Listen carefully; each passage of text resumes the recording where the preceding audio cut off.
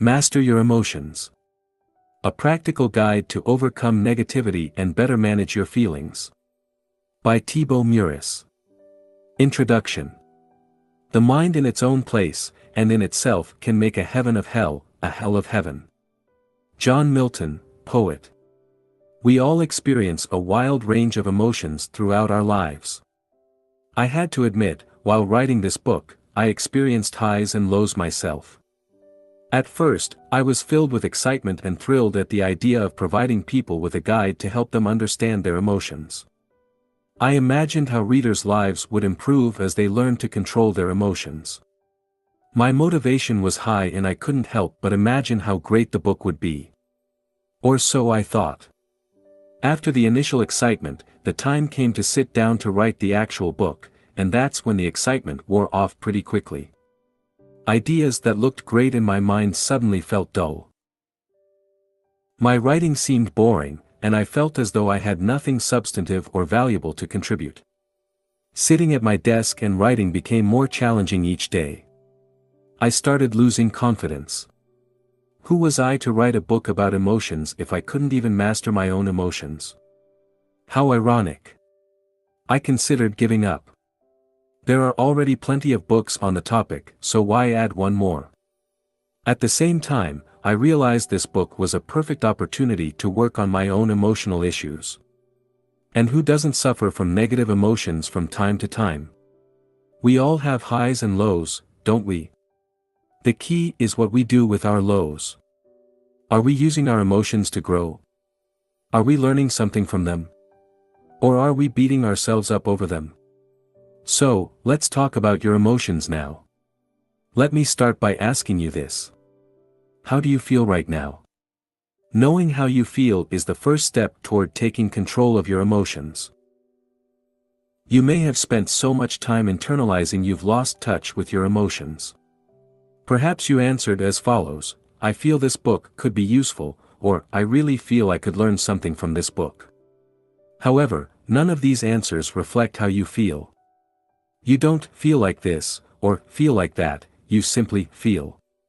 You don't feel like this book could be useful, you think this book could be useful, and that generates an emotion which makes you feel excited about reading it. Feelings manifest as physical sensations in your body, not as an idea in your mind.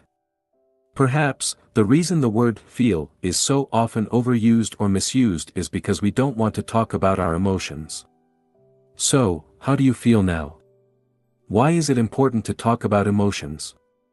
How you feel determines the quality of your life. Your emotions can make your life miserable or truly magical. That's why they are among the most important things to focus on. Your emotions color all your experiences. When you feel good, everything seems, feels, or tastes better. You also think better thoughts. Your energy levels are higher and possibilities seem limitless. Conversely, when you feel depressed, everything seems dull. You have little energy and you become unmotivated. You feel stuck in a place, mentally and physically, you don't want to be, and the future looks gloomy. Your emotions can also act as a powerful guide. They can tell you something is wrong and allow you to make changes in your life. As such, they may be among the most powerful personal growth tools you have. Sadly, neither your teachers nor your parents taught you how emotions work or how to control them. I find it ironic that just about anything comes with a how-to manual, while your mind doesn't. You've never received an instruction manual to teach you how your mind works and how to use it to better manage your emotions, have you? I haven't. In fact, until now, I doubt one even existed. What you'll learn in this book. This book is the how-to manual your parents should have given you at birth. It's the instruction manual you should have received at school. In it, I'll share everything you need to know about emotions so you can overcome your fears and limitations and become the type of person you really want to be. You'll learn what emotions are, how they are formed, and how you can use them for your personal growth. You'll also learn how to deal with negative emotions and condition your mind to create more positive emotions. It is my sincere hope and expectation that, by the end of this book, you will have a clear understanding of what emotions are and will have all the tools you need to start taking control of them.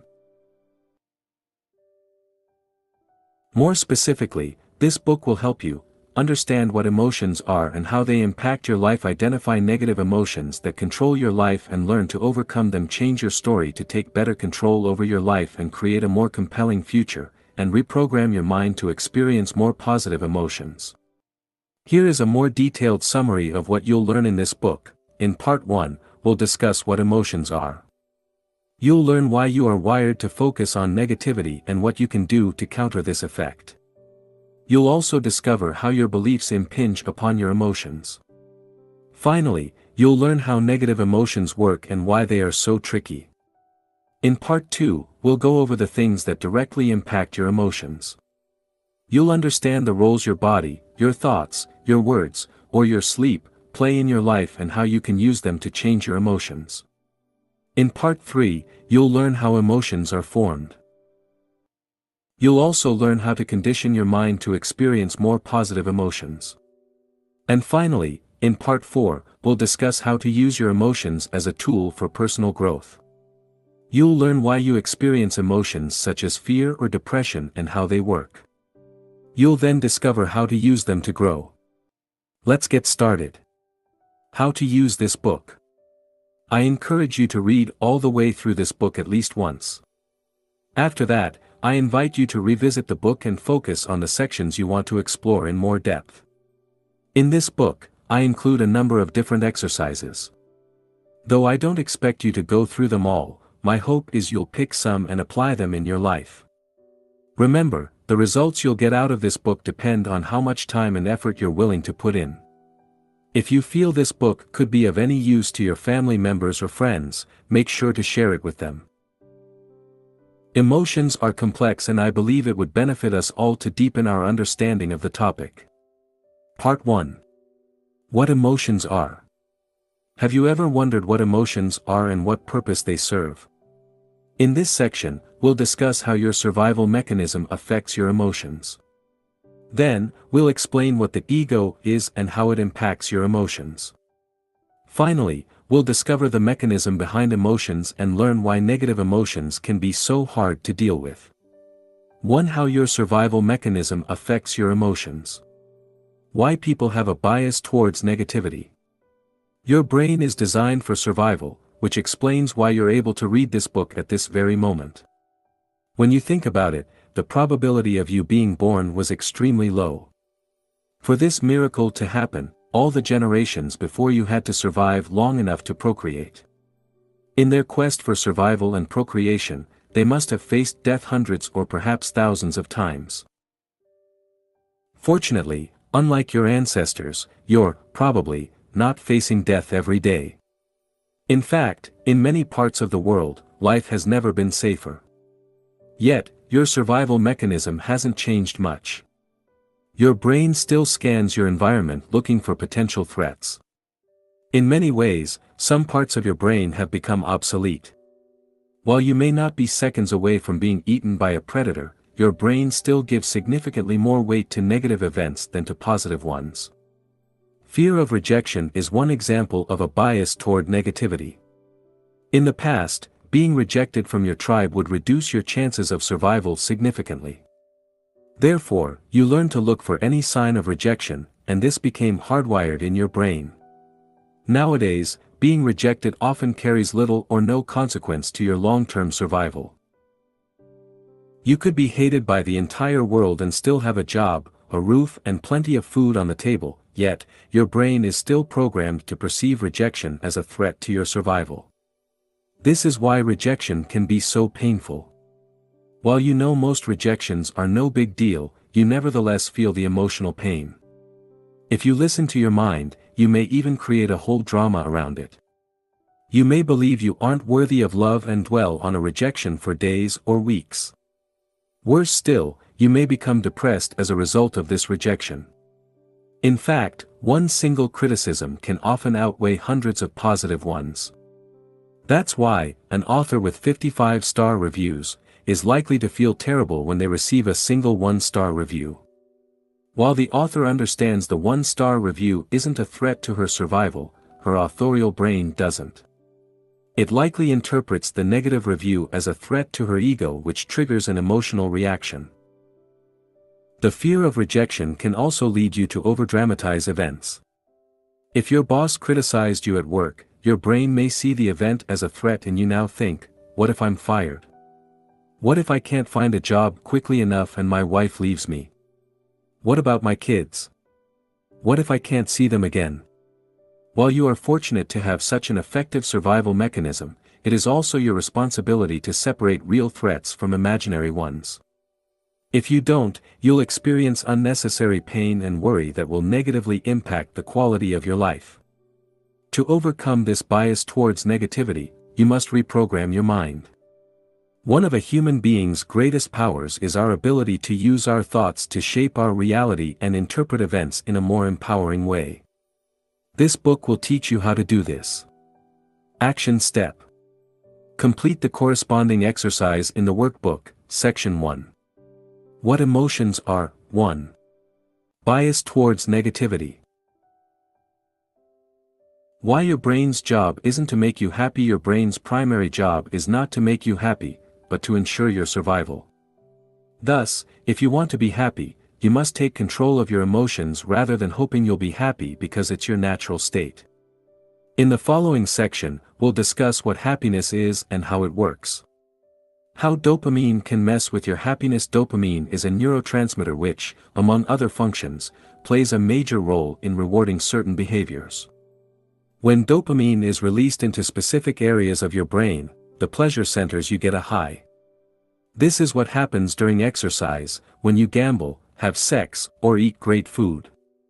One of the roles of dopamine is to ensure you look for food so you don't die of starvation, and you search for a mate so you can reproduce. Without dopamine, our species would likely be extinct by now. It's a pretty good thing, right? Well, yes and no. In today's world, this reward system is, in many cases, obsolete. While in the past, dopamine was linked to our survival instinct, the release of dopamine can now be generated artificially. A great example of this effect is social media, which uses psychology to suck as much time as possible out of your life. Have you noticed all these notifications that pop up constantly? They're used to trigger a release of dopamine so you stay connected, and the longer you stay connected, the more money the services make. Watching pornography or gambling also leads to a release of dopamine, which can make these activities highly addictive. Fortunately, we don't need to act each time our brain releases dopamine. For instance, we don't need to constantly check our Facebook news feeds just because it gives us a pleasurable shot of dopamine. Today's society is selling a version of happiness that can make us unhappy. We've become addicted to dopamine largely because of marketers who have found effective ways to exploit our brains. We receive multiple shots of dopamine throughout the day and we love it. But is that the same thing as happiness? Worse than that, dopamine can create real addictions with severe consequences on our health. Research conducted at Tulane University showed that, when given permission to self-stimulate their pleasure center, participants did it an average of 40 times per minute. They chose the stimulation of their pleasure center over food, even refusing to eat when hungry. Korean, Lee Sung-seop is an extreme case of this syndrome. In 2005, Mr. Seop died after playing a video game for 58 hours straight with very little food or water, and no sleep. The subsequent investigation concluded the cause of death was heart failure induced by exhaustion and dehydration. He was only 28 years old. To take control of your emotions, it is essential you understand the role dopamine plays and how it affects your happiness. Are you addicted to your phone? Are you glued to your TV? Or maybe you spend too much time playing video games. Most of us are addicted to something. For some people it's obvious, but for others, it's more subtle. For instance, you could be addicted to thinking. To better control your emotions, it is important to shed the light on your addictions as they can rob you of your happiness. The "one day I will" myth. Do you believe that one day you will achieve your dream and finally be happy? This is unlikely to happen. You may, and I hope you will, achieve your dream, but you won't live happily ever after. This is just another trick your mind plays on you. Your mind quickly acclimates to new situations, which is probably the result of evolution and our need to adapt continually in order to survive and reproduce. This is also probably why the new car or house you want will only make you happy for a while. Once the initial excitement wears off, you'll move on to crave the next exciting thing. This phenomenon is known as hedonic adaptation. How hedonic adaptation works. Let me share an interesting study that will likely change the way you see happiness. This study, which was conducted on lottery winners and paraplegics, was extremely eye-opening for me. Conducted in 1978, the investigation evaluated how winning the lottery or becoming a paraplegic influence happiness. The study found that 1 year after the event, both groups were just as happy as they were beforehand. Yes, just as happy, or unhappy. You can find more about it by watching Dan Gilbert's TED Talk, The Surprising Science of Happiness here. Perhaps you believe that you'll be happy once you've made it. But, as the above study on happiness shows, this is simply not true. No matter what happens to you, you'll revert back to your predetermined level of happiness once you've adapted to the new event.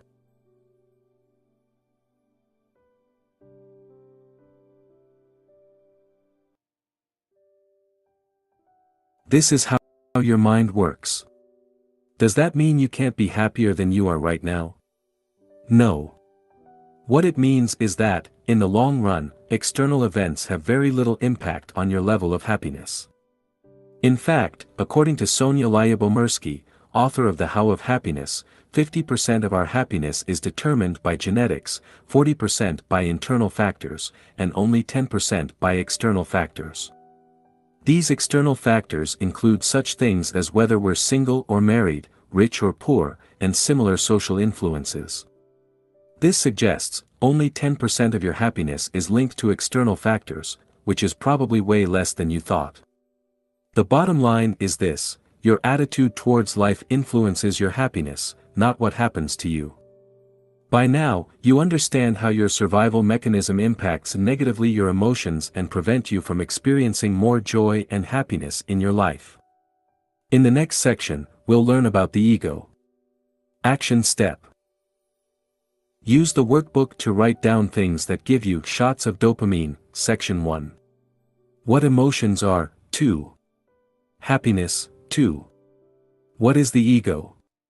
Your survival mechanism is not the only factor affecting your emotions. Your ego also plays a major role in shaping the way you feel. Thus, to gain more control over your emotions, it is fundamental you understand what your ego is and how it works. Now, let's clarify what we mean by ego.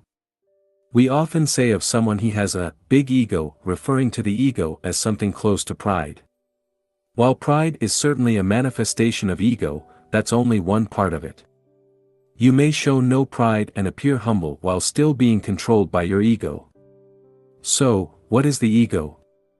The ego refers to the self-identity you've constructed throughout your life.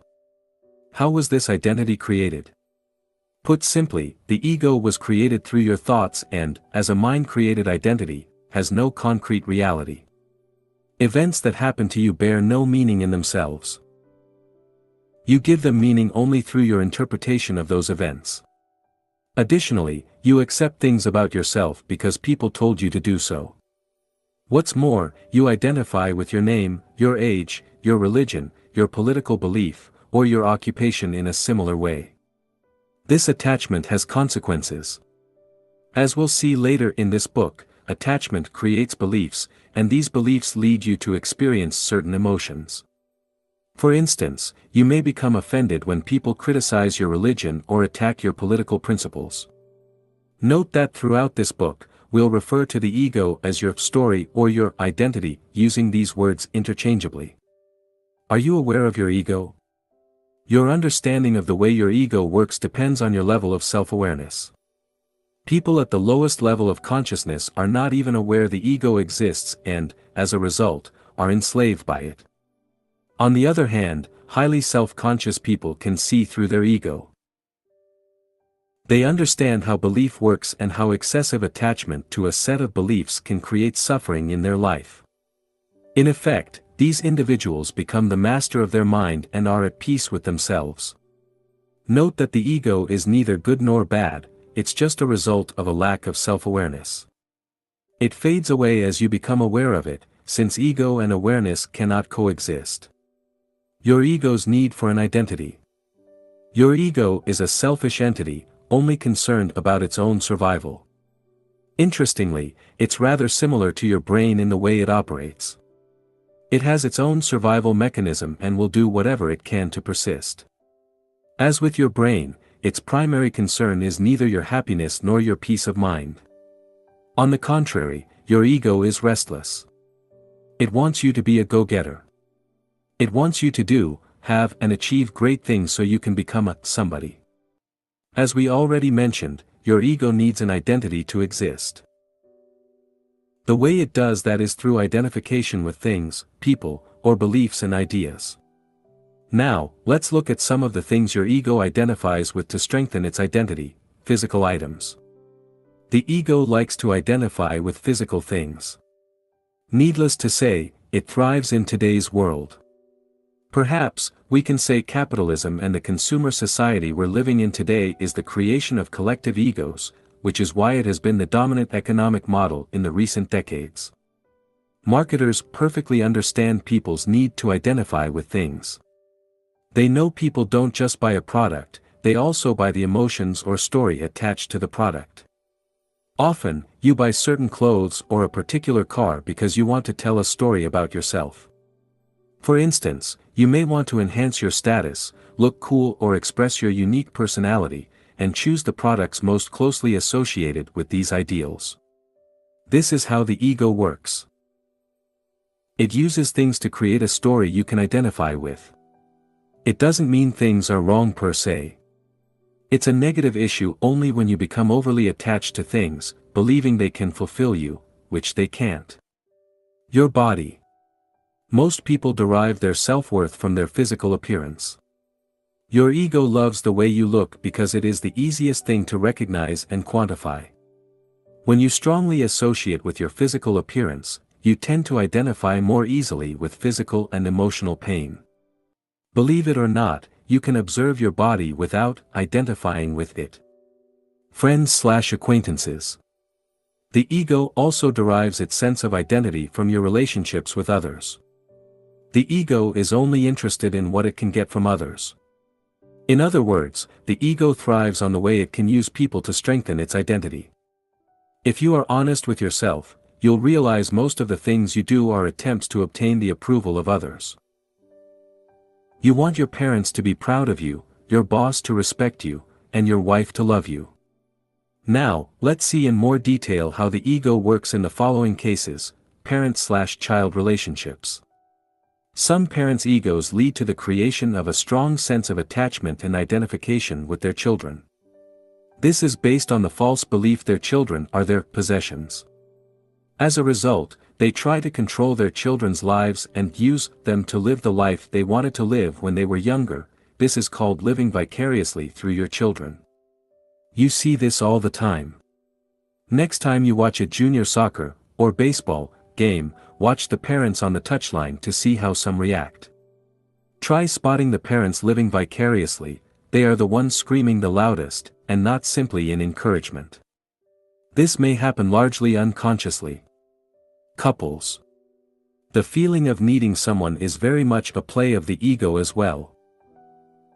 Anthony de Mello has a beautiful way to put it when he says, "Loneliness is not cured by human company. Loneliness is cured by contact with reality, by understanding that we don't need people." Anthony de Mello. Once you realize you don't actually need anyone, you can start enjoying people's company. You can see them as they really are rather than trying to get something from them. Your beliefs. Your ego also uses beliefs to strengthen its identity. In extreme cases, people become so attached to their beliefs they are ready to die to protect them. Worse still, they are willing to kill people who disagree with them. Religion is a perfect illustration of the dangers of excessive attachment to beliefs. The ego will use any belief to strengthen its identity, whether these beliefs are religious, political, or metaphysical. Other objects of identification. Now let's have a look at a non-exhaustive list of things your ego generally derives its identity from: your body, your name, your gender, your nationality, your culture, your family/friends, your beliefs, political beliefs, religious, etc. Your personal story, your interpretation of the past, your expectations regarding the future. Your problems, illnesses, financial situation, victim mindset, etc. Your age. Your job. Your social status. Your role, as employee, homemaker, parental status, employment status, etc. Material items, your house, car, clothes, phone, etc. Your desires. The ego's main characteristics. Here are some main characteristics of the ego. The ego tends to equate having with being, which is why the ego likes to identify with objects. The ego lives through comparison. Your ego likes to compare itself with other egos. The ego is never satisfied. Your ego always wants more.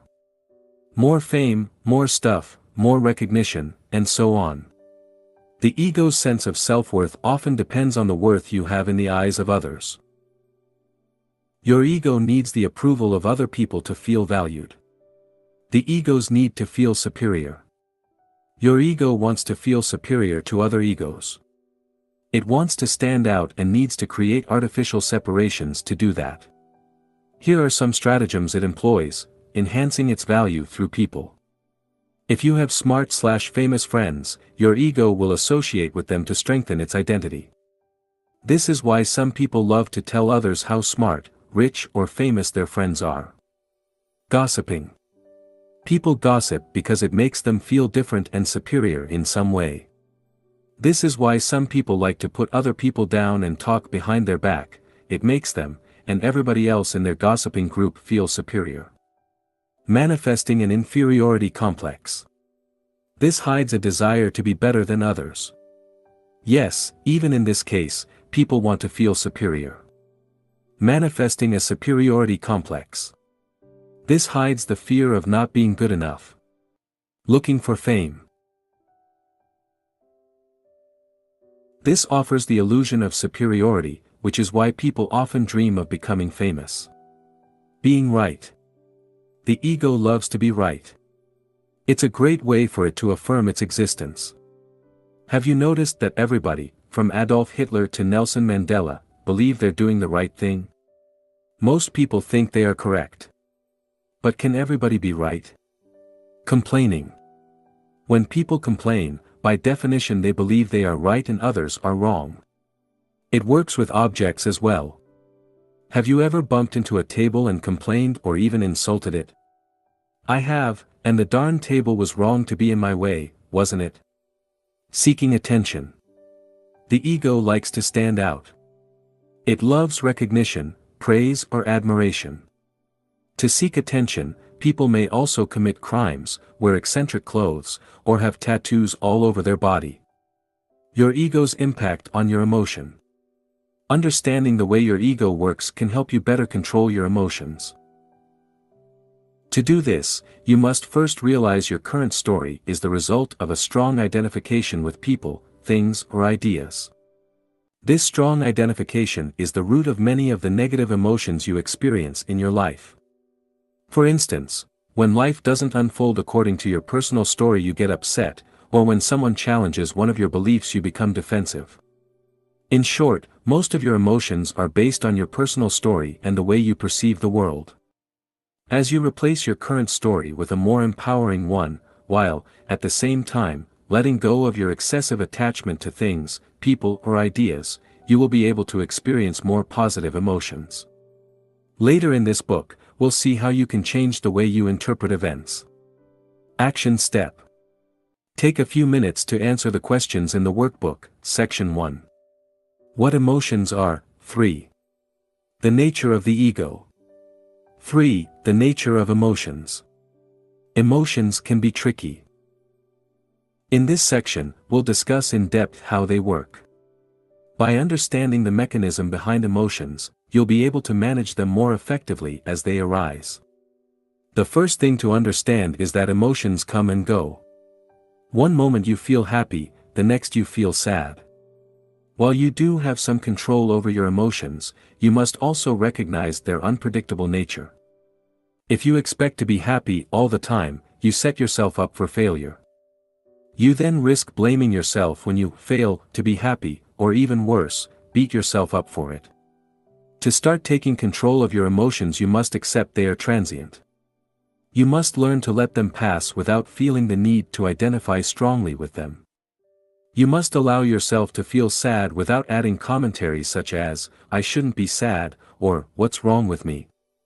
Instead, you must allow reality to just be. No matter how mentally tough you are, you'll still experience sadness, grief or depression in your life, hopefully not at the same time, and not continually.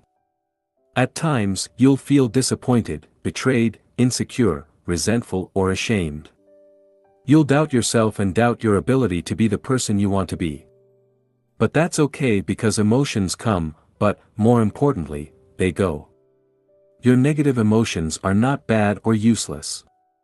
You may blame yourself for experiencing negative emotions or, perhaps, you see yourself as mentally weak. You may even believe something is wrong with you.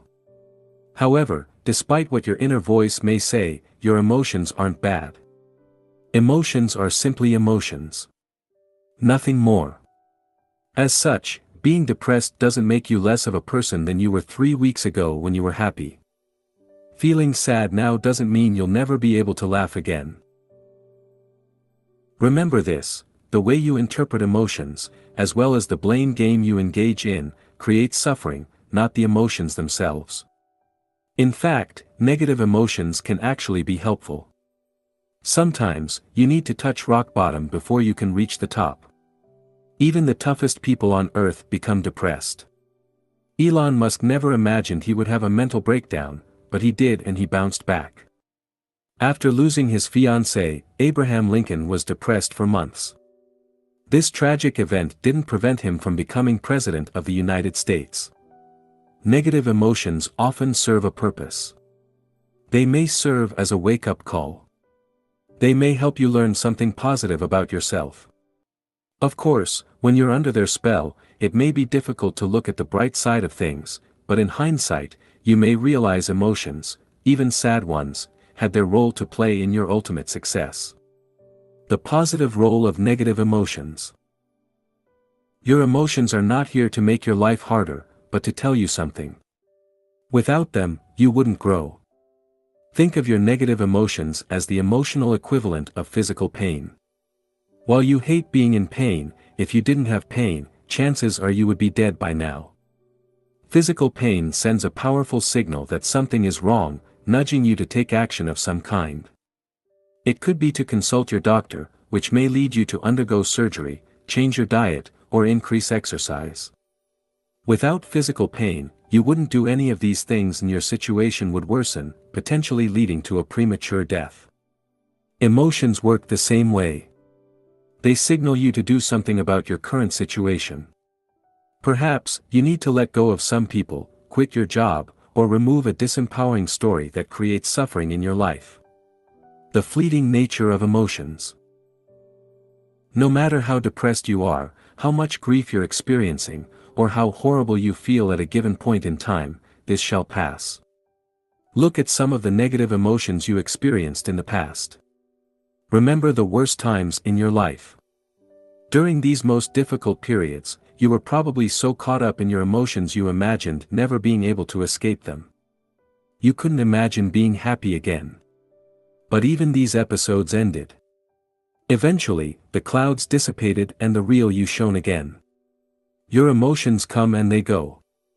Your depression will go, your sadness will vanish and your anger will fade away.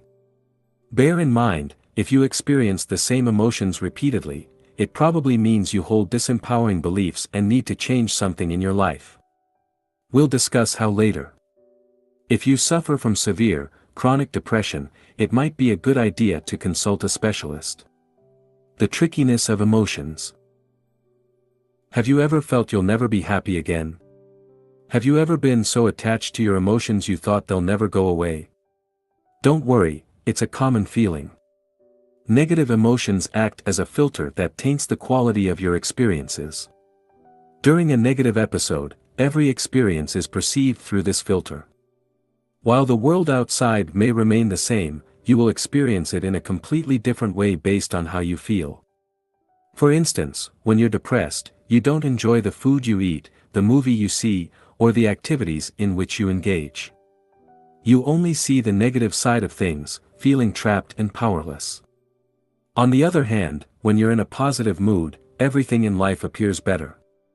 Food tastes great, you're naturally friendlier, and you enjoy all the activities you partake in. You may now believe that, armed with the knowledge you have gained from this book, you'll never be depressed again. Wrong.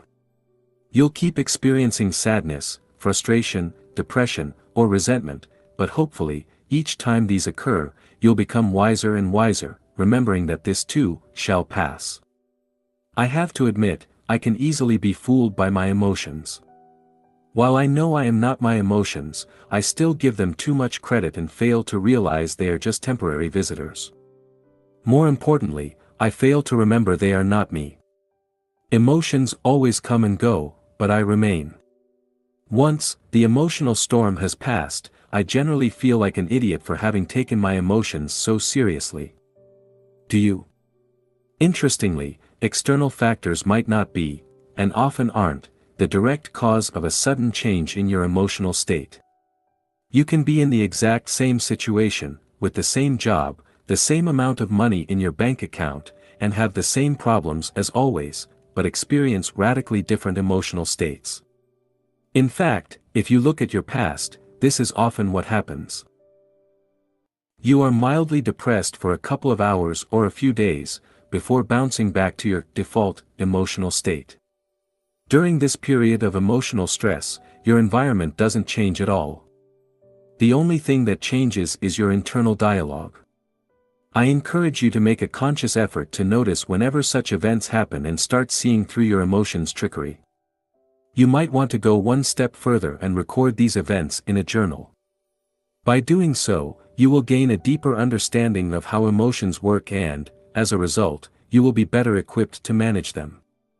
The evil power of emotions. An emotion usually represents an amplified energized thought pattern, and because of its often overpowering energetic charges, it is not easy initially to stay present enough to be able to watch it. It wants to take you over, and it usually succeeds, unless there is enough presence in you.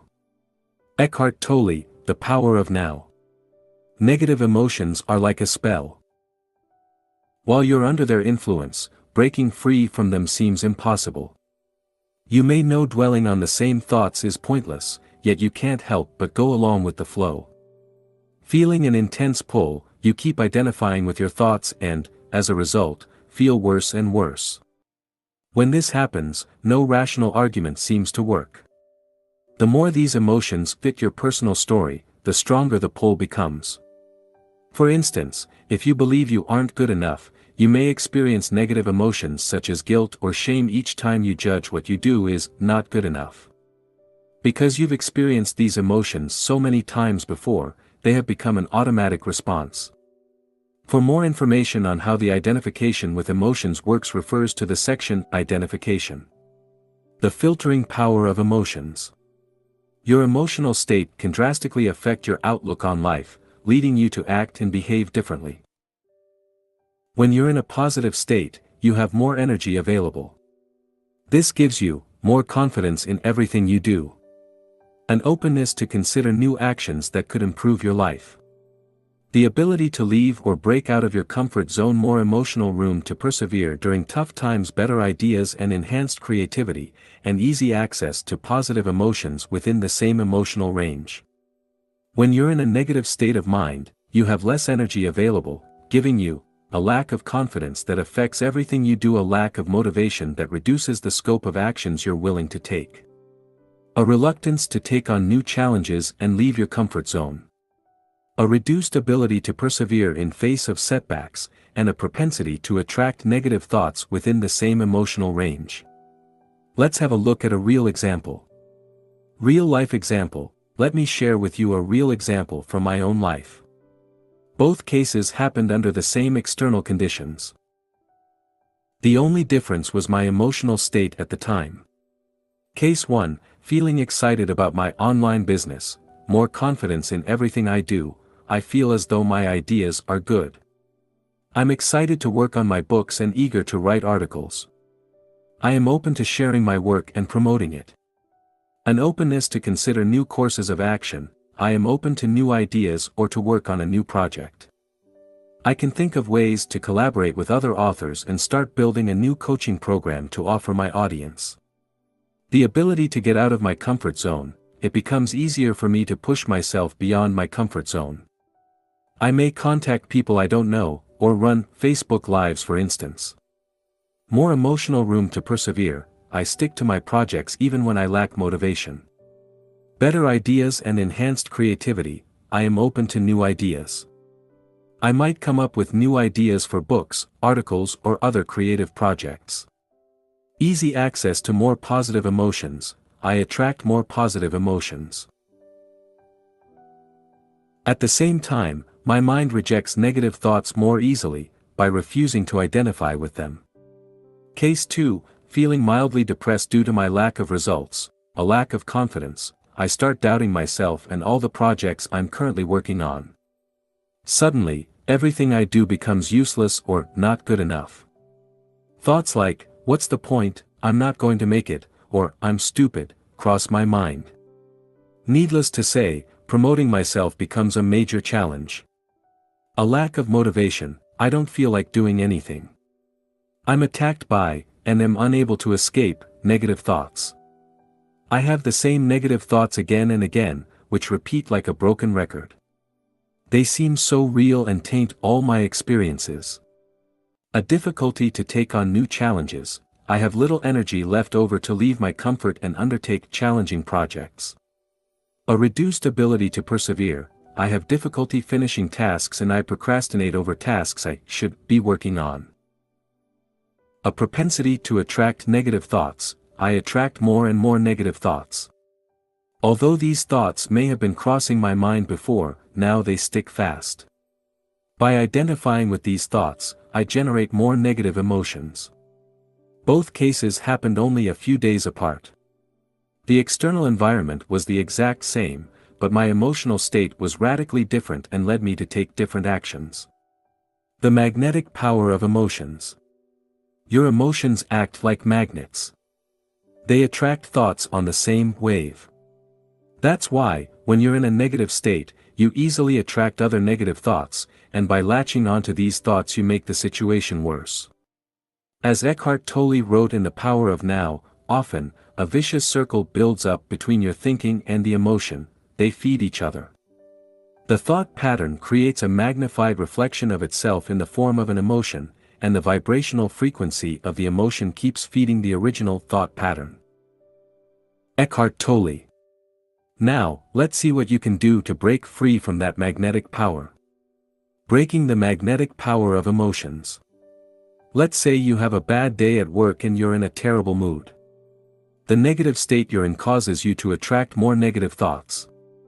Suddenly, you fixate on the fact you're still single at 30 and start beating yourself up over it.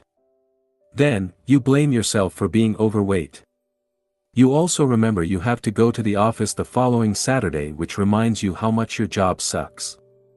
Do you see how much easier it is to attract negative thoughts when you're feeling low? To prevent this from happening, it is essential you remove the habit of clustering negative thoughts together. Real life example, I have knee problems, which prevents me from practicing many sports. Since I've always loved sports, these injuries have been a source of emotional pain.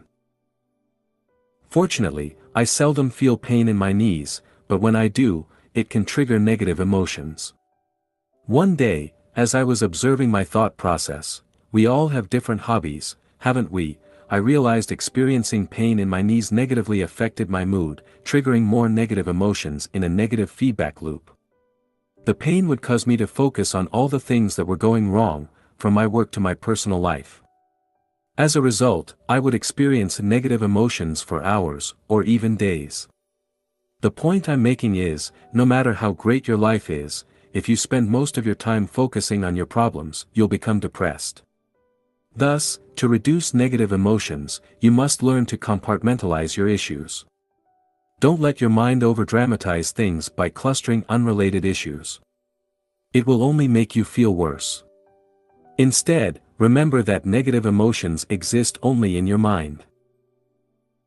Taken separately, most of your issues aren't such a big deal, and there is no rule that says you have to solve them all at once. Start noticing how you feel. Record your negative emotions. Look at what triggers them. The more you do this, the more you will uncover certain patterns. For example, let's say you felt sad for a couple of days. Ask yourself the following questions. What triggered my emotions? What fueled them over the 2-day period? What story was I telling myself? How and why did I get out of my slump? What can I learn from this episode? Answering these questions will be invaluable and will greatly help you deal with similar issues in the future. Your emotional accessibility. We previously saw you attract thoughts that matched your emotional state. The opposite is also true. You can't attract thoughts that are out of sync with how you feel at any given time. Even if you tried to think positive thoughts, your mind wouldn't be receptive to them. This is why during periods of sadness, while positive thoughts may cross your mind from time to time, you won't be able to associate with them and you won't be able to change your emotional state. Your emotional set point. Have you ever been told to cheer up when you were grieving, or express gratitude when you were depressed? Did it help? It probably didn't. This is because the emotional state you were in didn't allow you access to these emotions. In their book, Ask and It Is Given, Esther and Jerry Hicks offer a model to explain how emotional ranges are connected and how we can move up the ladder from negative to more positive emotions. For instance, in this model, depression or hopelessness is at the bottom of the ladder, followed by anger. What it means is that when you feel depressed, signs of anger indicate you're climbing the emotional ladder.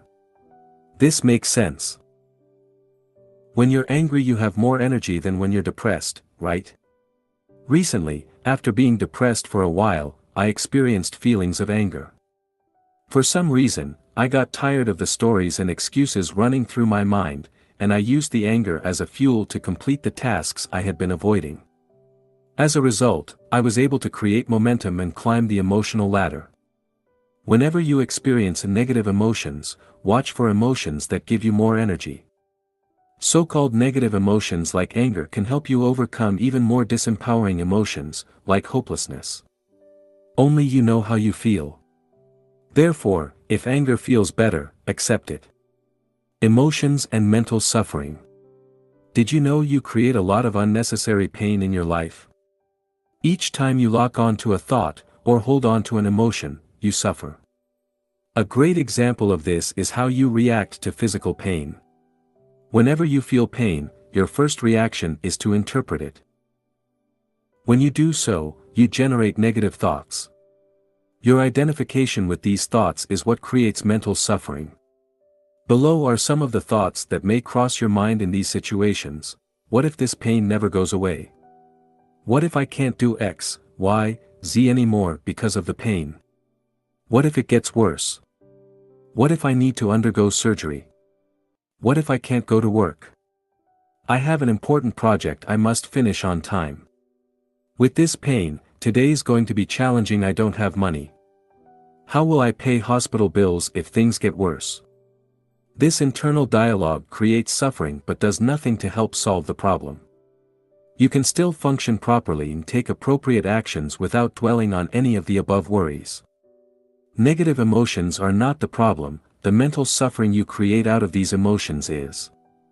Another example of mental suffering is procrastination. Have you ever delayed starting a task for days or weeks just to realize it wasn't a big deal once you'd completed it? I have. What was the most exhausting part, the task itself, or the time you spent worrying about it? Or perhaps you didn't sleep long enough and keep telling yourself today's going to be a rough day. As you imagine all the tasks you need to do, you already feel exhausted. Psychologists have shown that mental suffering is what consumes most of your energy. After all, sitting at a desk all day shouldn't be that tiring, yet many of us feel exhausted at the end of the day. In his classic book, How to Stop Worrying and Start Living, Dale Carnegie wrote the following: one of America's most distinguished psychiatrists, Dr. A. Brill, goes even further. He declares, 100% of the fatigue of the sedentary worker in good health is due to psychological factors, by which we mean emotional factors. Dale Carnegie. People inflict a tremendous amount of suffering on themselves. As you continue reading this book, you'll realize the idiocy of this activity. You'll notice people around you dwelling on a past they cannot alter. You'll see your family members and friends worrying about a future they cannot predict. You'll witness people having the same repeated thoughts, running in circles to fight a problem that exists only in their mind. For thousands of years, mystics have told us that problems are in our mind. They have repeatedly invited us to look within. Yet, today, how many people are listening? Too many of us are addicted to our problems. Instead of letting go, we complain, we play the victim, we blame other people, or we discuss our problems without doing anything to solve them. To reduce this mental suffering, we must refuse to interpret our emotions in a negative and disempowering way.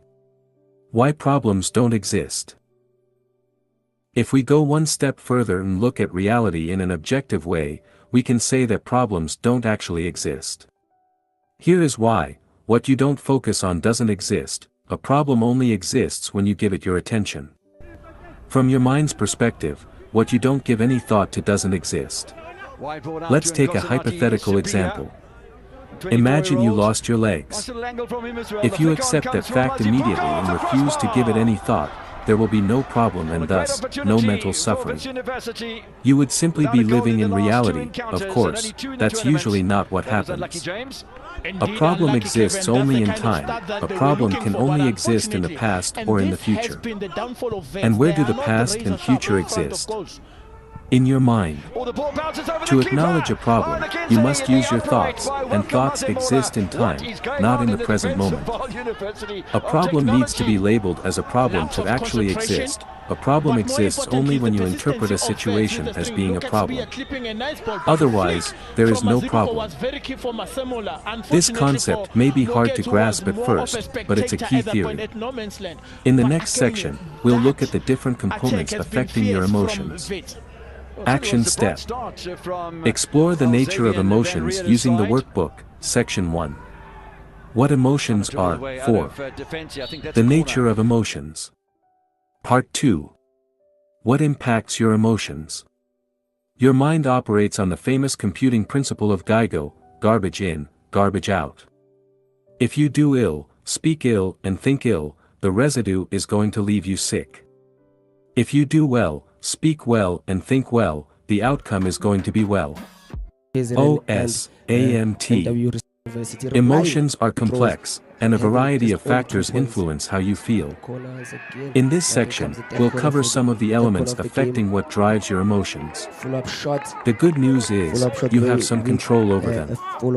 If we exclude spontaneous emotional reactions resulting from your survival mechanism, most of your emotions are self-created. They result from the way you interpret thoughts or events. However, these aren't the only elements that affect your emotional state. Your body, your voice, the food you eat, or how much you sleep, also play a role in determining the quality of your emotions and therefore the quality of your life. Let's see how each of these elements impact your emotions. 4. The impact of sleep on your mood. The quality of your sleep and how much of it you get affects your emotional state. You've probably experienced the side effects of sleep deprivation yourself. Perhaps, you felt grumpy, unable to concentrate, listless, or had difficulty dealing with negative emotions. Sleep deprivation can impact mood in many different ways. According to a survey performed on people suffering from anxiety or depression, most of the respondents reported receiving less than 6 hours sleep per night. Sleep deprivation also increases mortality risk. A 2016 study conducted by researchers at non-profit organization, RAND Europe, estimated that people sleeping less than 6 hours a night had a 13% increased mortality risk than people sleeping between 7 and 9 hours. The same studies revealed that lack of sleep cost an estimated $411 billion per year to the United States economy. Interestingly, sleep deprivation also seems to reduce an individual's ability to enjoy positive experiences. One study shows that, while people who had enough sleep did experience a positive effect from such experiences, no such effect was generated in people who were sleep deprived. How to improve the quality of your sleep? There are many ways to improve the quality of your sleep. Let's go over some of them. Make sure your bedroom is pitch black. Many studies have shown that the darker the bedroom is, the better we tend to sleep. If your room isn't pitch black, what can you do to make it darker? Maybe you can buy a sleep mask, or curtains that do a better job at blocking daylight. Avoid using electronic devices. This applies to smartphones, tablets, televisions, and the like. According to sleepfoundation.org, studies have shown that even our small electronic devices emit sufficient light to miscue the brain and promote wakefulness. As adults, we are subject to these influences, and our children are particularly susceptible. A 2014 study published in PNAS showed that melatonin, a chemical which helps regulate sleep patterns, was reduced by 50% in participants who read with electronic devices rather than books. These participants took about 10 minutes longer to fall asleep and lost 10 minutes of deep sleep, also known as REM. Participants also reported feeling less alert in the morning. If your device has a light setting for nighttime use, it may still have a negative impact on your sleep, but just test the night setting and see if it makes a difference to your sleep patterns. If you absolutely have to use electronic devices at night, considering wearing glasses that block the blue light they emit. It's best to put the glasses on a few hours before you go to bed. Relax your mind. If you're like me, you may have all kinds of thoughts running through your head when it's time to fall asleep. I tend to get very excited about new ideas I have, or things I want to do. As a result, I often feel as though there are so many things I could have completed during the day, and these feelings make it difficult for me to sleep. Aside from turning off electronic devices before bed, I've found that listening to soothing music really helps. Reading a physical book can also help me relax, as long as I don't get too excited by the book, which has been known to happen. Avoid drinking too much water within 2 hours of going to bed. This one is obvious, but still worth mentioning. If you have to go to the bathroom in the middle of the night, it's going to interrupt your sleep pattern. This, of course, will probably make you more tired the next day. Have an evening ritual. This alone will help you fall asleep more easily. It's best to try going to bed at the same time every night, including the weekends. If you like to go out during the weekend and stay up late, this will present a challenge, but I encourage you to give it a try and see how it goes. An evening ritual will also help you stay on track with your morning ritual. It will be easier to wake up every day at the same time without feeling tired if you have a morning and a nighttime ritual. If you do go out and stay up late during the weekend, one thing you can do is still wake up as early as during the weekdays and have a couple of naps throughout the day as necessary. If you have difficulty sleeping well, try to implement some of the things mentioned above. The best advice I can give you is to keep trying different strategies until you figure out what works best for you. 5. Using your body to influence your emotions. Our bodies change our minds change our behavior, and our behavior changes our outcomes. Amy Cuddy. Social psychologist. Body language and body posture. By changing your body language and your body posture, you can alter the way you feel. When you are confident or happy, you expand your body and make yourself bigger. Have you noticed how men straighten their backs, expand their chests, and tighten their stomachs when they see an attractive woman? That's an unconscious behavior designed to show confidence and power, the same way gorillas pound their chests. In one of her experiments, Amy Cuddy, a social psychologist at Harvard Business School, showed that participants who adopted a high-power pose for just 2 minutes displayed characteristics similar to those of confident and powerful people. More specifically, she noticed the following hormonal changes. After adopting a high-power pose for 2 minutes, testosterone increased by 25%. Cortisol decreased by 10%, and risk tolerance increased, with 86% of participants choosing to partake in a game of chance. After adopting a low-power pose for 2 minutes, testosterone decreased by 10%.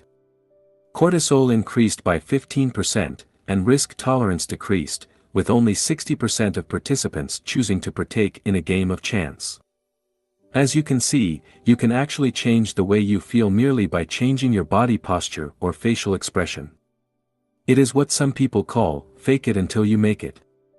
For instance, you can put a smile on your face to make you feel happier. Conversely, you can negatively affect your mood and even create a depression by changing your body posture. David K. Reynolds, in his book Constructive Living, explained how he changed his identity for his alter ego, David Kent, and created a depressed, suicidal patient. The goal was to be accepted as an anonymous patient into various psychiatric facilities to assess them from the inside. Note that he wasn't simulating depression, he was actually depressed. Psychological tests proved it. Here is how he created depression. Depression can be created by sitting slouched in a chair, shoulders hunched, head hanging down. Repeat these words over and over. There's nothing anybody can do. No one can help. It's hopeless. I'm helpless. I give up. Shake your head, sigh, cry. In general, act depressed and the genuine feeling will follow in time. David K. Reynolds, Constructive Living. The benefits of exercising. According to Michael Otto, professor of psychology at Boston University, failing to exercise when you feel bad is like explicitly not taking an aspirin when your head hurts. When the time came for David Kent to bring David K. Reynolds back to life, what do you think he needed to do? He needed to change his body position. Easy to say but hard to do when you're clinically depressed. Of course, he knew that better than anybody else.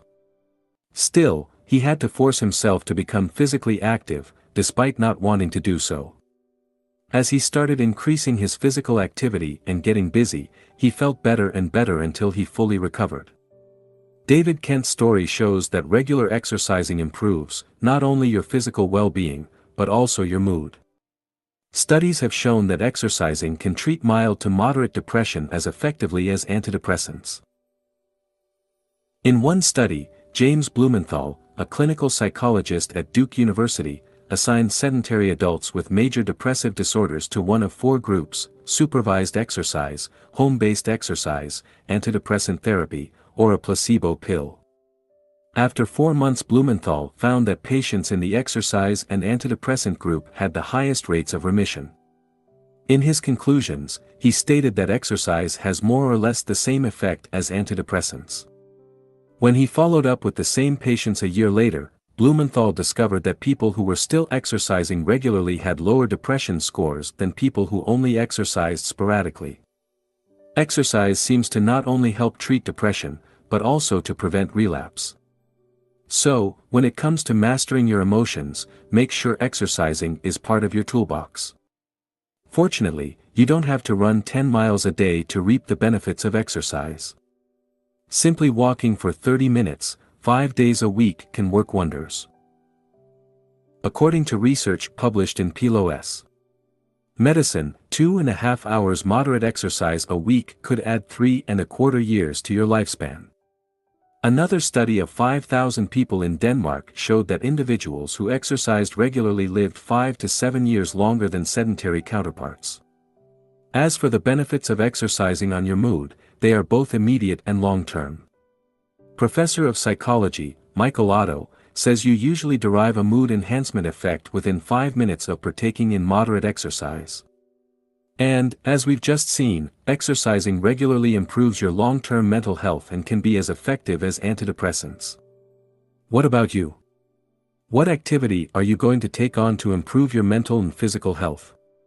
6. Using your thoughts to influence your emotions. You become what you think about all day long. RLPH Waldo Emerson, essayist and poet. Your thoughts define who you are and create your reality. That's why you should channel your thoughts towards what you want, not what you don't want. As the success expert Brian Tracy says, the key to success is to focus our conscious mind on things we desire, not things we fear.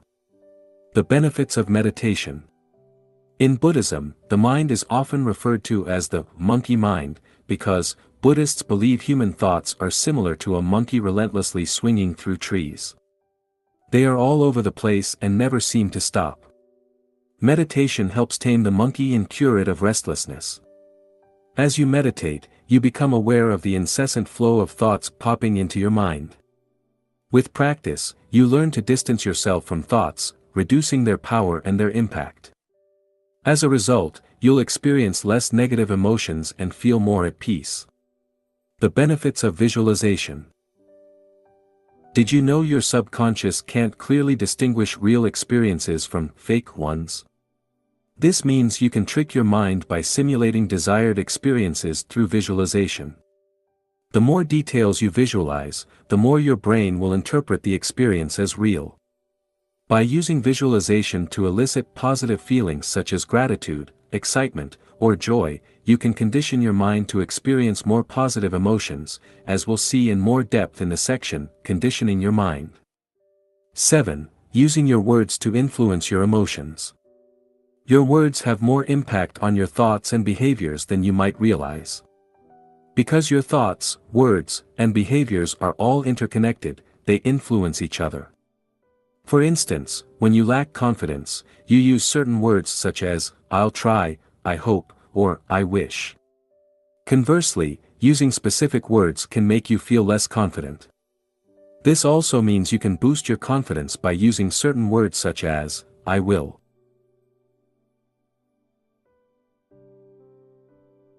For instance, saying, I will change career, or I will complete this project by the end of this month, will make you feel more confident than saying, I hope I can change career, or I'll try to complete this project by the end of this month. To enhance your confidence, replace words that show self-doubt with words that display confidence as shown below. Words to be avoided, would / could / should / might try / hope / wish. Maybe / perhaps. If everything is okay. If everything goes well. Words to be used instead, I will.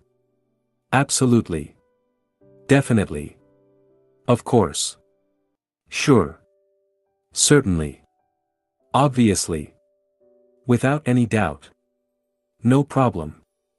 The power of positive affirmations. Positive affirmations are sentences you repeat to yourself on a regular basis until your subconscious mind accepts them as true.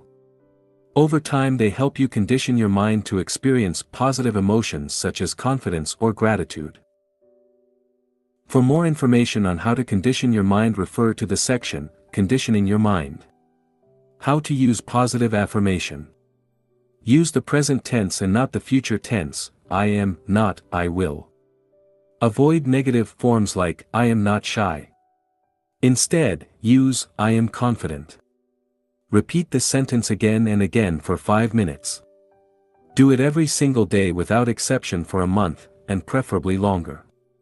Use visualization at the same time and involve your emotions. Some examples of powerful affirmations: I love being confident. I am independent of the good or bad opinions of others. I am beneath no one and no one is beneath me. I love you. Add your name and say it while looking into your eyes in the mirror, e.g., I love you, Thibaut. Awkward, isn't it? Thank you. Exercise. Use positive affirmation for 5 minutes daily. Notice words that show a lack of commitment, confidence, or assertiveness. Go over your emails before you send them and remove phrases such as, I'll try, I should, I hope, etc. Replace them with, I will, or something equally assertive. For the next 3 weeks, challenge yourself to avoid using words showing a lack of confidence. Additional tip, the world-famous life coach, Tony Robbins, has been using what he calls incantation for decades before meeting a client or holding a seminar. He uses both his body and certain phrases to put himself in the right state and to reach a level of absolute certainty. As you perform your own affirmations, try engaging your body as well. Remember, your words and your body affect your emotions. 8. How your breathing affects your emotions. You can stay without food or sleep for days, but you cannot survive past a few minutes without oxygen. While breathing should happen naturally, the truth is that many people don't know how to breathe properly. As a result, they don't generate as much energy as they could. These individuals tire more easily than others, which affects their mood and make them more prone to experience negative emotions. Proper breathing benefits you in different ways. Slowing your breathing helps reduce anxiety. In breath walk, breathing your way to a revitalized body, mind and spirit, Guru Charan Singh Khalsa and Yogi Bhajan mentioned the following benefits from slow breathing: 8 breathing cycles per minute, relief from stress and increased awareness. For breathing cycles per minute, intense feelings of awareness, increased visual clarity, heightens bodily sensitivity.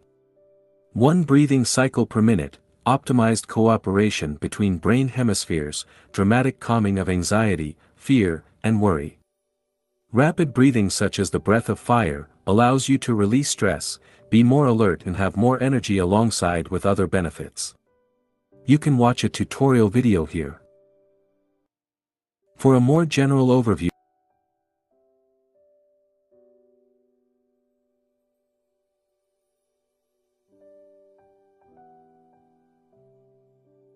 on how to breathe properly, I invite you to watch the video here. For more on how to use breathing to change your mood, you can refer to Breath Walk, Breathing Your Way to a Revitalized Body, Mind and Spirit, or search out other books on breathing. 9. How your environment affects your emotions. Your environment also influences the way you feel. By environment, I mean everything around you can affect you in some way. It could be people you hang out with, TV shows you watch, or the place you live.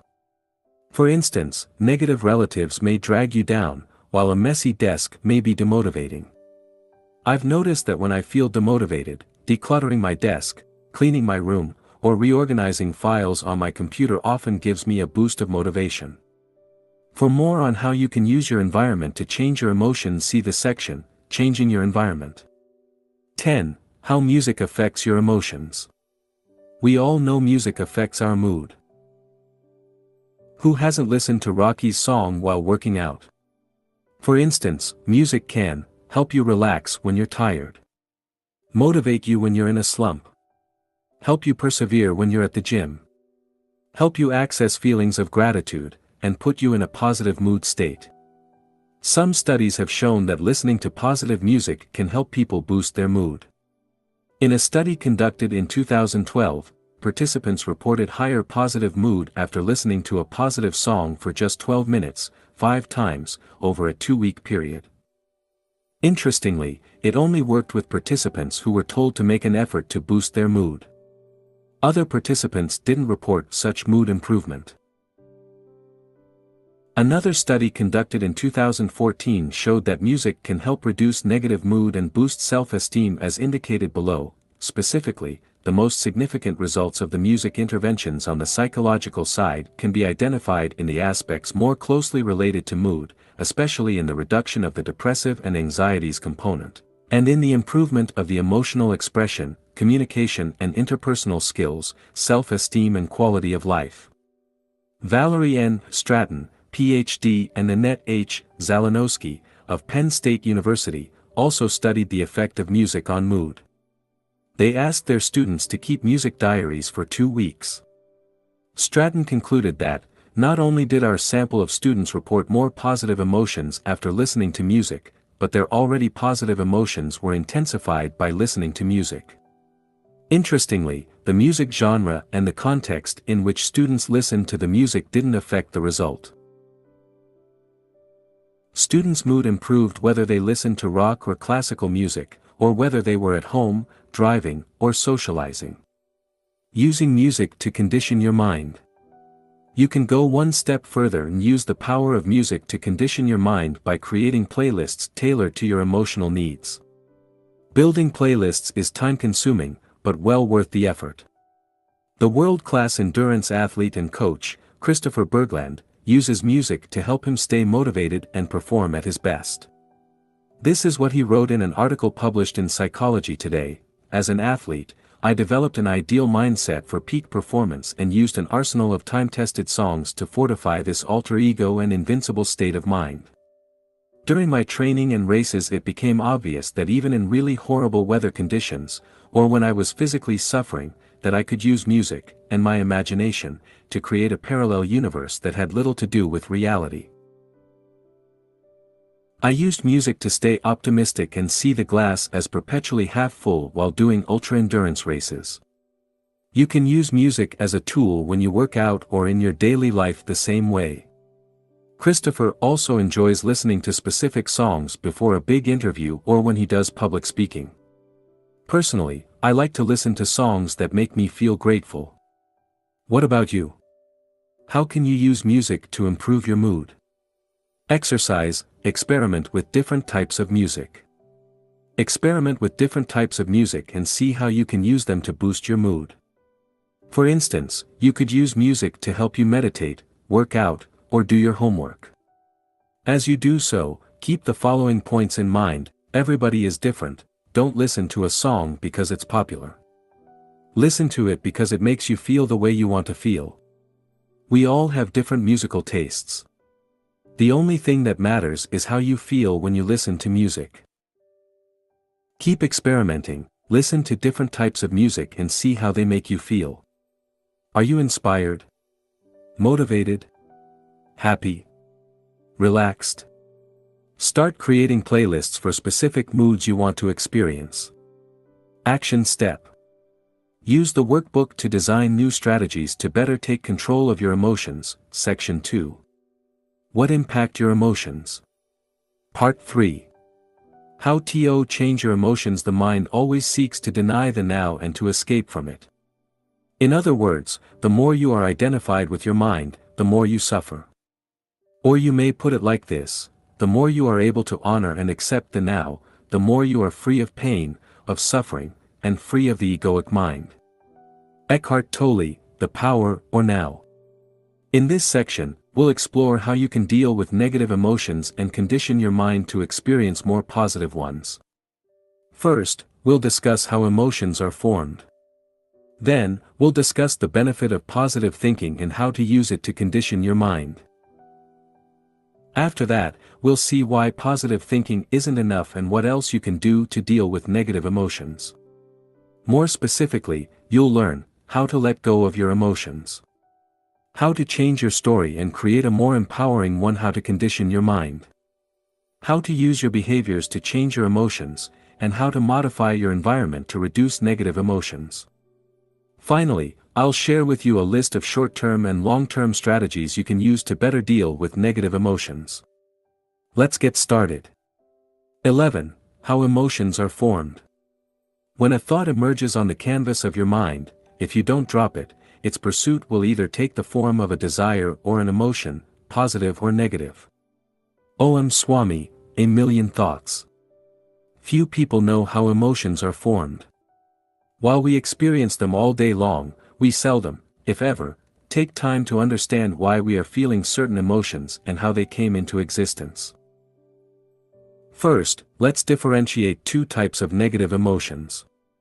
The first type are the negative emotions you experience spontaneously. These are the emotions that keep you alive, such as the fear our ancestors felt when they encountered a saber-toothed tiger. The second type of negative emotions are the ones you create in your mind by identifying with your thoughts. These emotions aren't necessarily triggered by external events, although they may be. These emotions tend to last longer than the first type. Here is how they work. A random thought arises. You identify with that thought. This identification creates an emotional reaction. As you keep identifying with that thought, the related emotion grows stronger until it becomes a core emotion.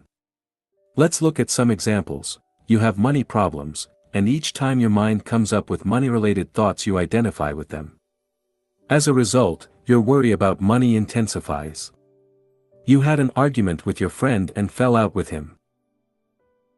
You can't stop replaying the scene in your mind. As a result, months have passed and you still haven't called to make up with your friend. You made a mistake at work and are ashamed of yourself. You keep revisiting the same thought over and over. As a result, your feelings of inadequacy grow stronger. Your tendency to identify with negative thoughts repeatedly is what allows them to grow stronger.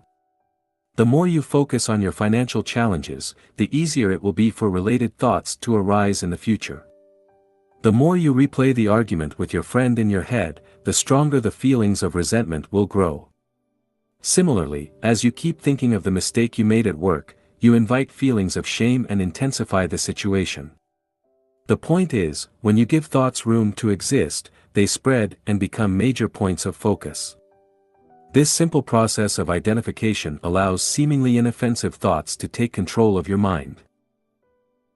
This identification with your thoughts, and more importantly, how you choose to interpret them, creates suffering in your life. Now, let's see in more detail how your emotions are formed. This will help you better deal with negative emotions while allowing positive emotions to grow. Here is a formula to explain how emotions form. Interpretation plus identification plus repetition equals strong emotion. Interpretation is when you interpret an event or a thought based on your personal story. Identification is when you identify with a specific thought as it arises. Repetition is having the same thoughts over and over. Strong emotion is when you experience an emotion so many times it has become part of your identity. You then experience that emotion whenever a related thought or event triggers it. Altogether, interpretation, identification and repetition give room for emotions to grow. Conversely, whenever you remove one of these elements from the equation, these emotions start losing their power over you. To sum up, for an emotion to grow in intensity and duration, you must first interpret an event or a thought, then, you must identify with that thought as it arises, finally, you must repeat the same thoughts again and again, and identify with it. Now, let's discuss in more depth each component of the formula. 1. Interpretation. Interpretation plus identification plus repetition equals strong emotion. Negative emotions always result from your interpretation of events. That's why two different people might react to the same event in different ways. One might be devastated, while the other might be unaffected. For instance, for a farmer rain could be a blessing, but for someone going on a picnic it would be seen as a curse. That's because of the meaning they give to the event. In short, for negative emotions to arise, you must add your interpretation to a specific event. The event in itself cannot trigger negative emotions without your consent. So, why do you keep experiencing negative emotions? I believe it's because reality fails to meet your expectations. You want reality to be one way, but it turns out to be another. You go on a picnic and want the weather to be good, but it rains. You want a promotion at work, but you don't get it. You want to make money with your side business, but it's not working. Your interpretation of reality creates suffering in your life. Reality in itself can never be upsetting. This is worth repeating. We'll discuss in depth how you can change your interpretation in the next section entitled, Changing Your Story. 2. Identification. Interpretation plus identification plus repetition equals strong emotion. Now, let's focus on the second part of the formula, identification. For an emotion to survive long-term, there must be a process of identification. Emotions cannot persist unless you give them your attention.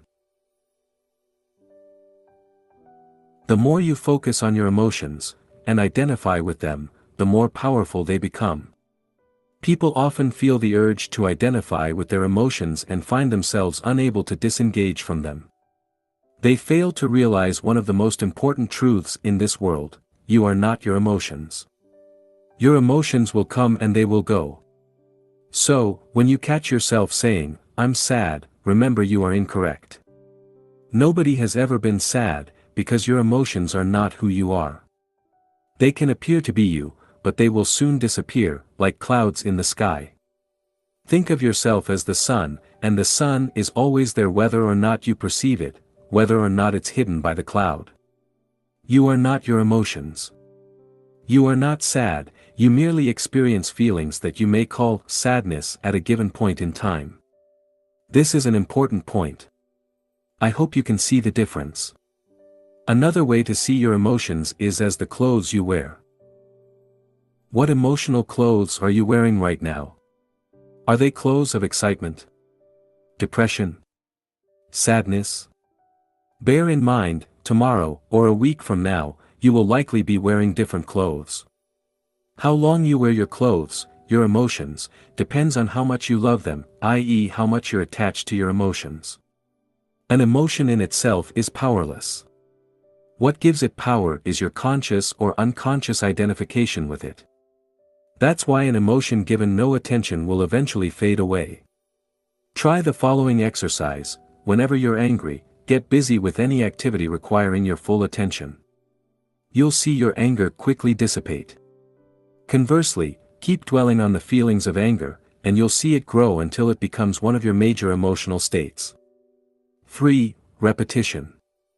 Interpretation plus identification plus repetition equals strong emotion. We've seen that the way you interpret an event or a thought determines how you feel. We also know that, as you identify with your thoughts or feelings, they become emotions. Now, if you keep repeating that process, you'll condition your mind to experience these specific emotions, positive or negative. For instance, if you focus your attention on what you believe your friend did to you, feelings of resentment will grow. As a result, you could hold a grudge for months. People often do this.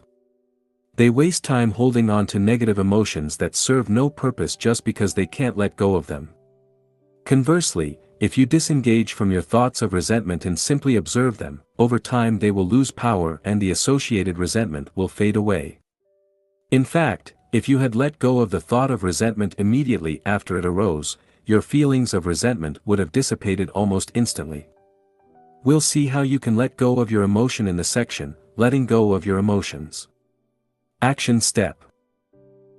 Resist negative emotions from the past using the workbook, Section 3. How to change your emotions. 1. How emotions are formed. Recall the last time you felt anger, sadness, frustration, fear, or depression.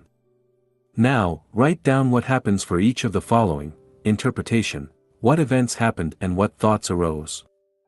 Identification, how did you respond to these thoughts?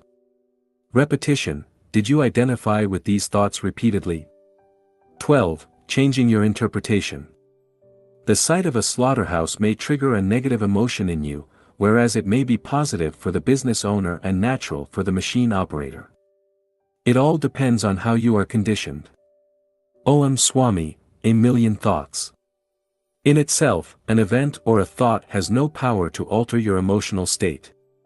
What generates emotions is the way you choose to interpret the event or thought. This is why two people can react differently to the same situation. One will see a problem and blame external circumstances, while the other will see an opportunity to be embraced. One will get stuck, the other will grow. The way you interpret events is closely linked to general assumptions you hold about life.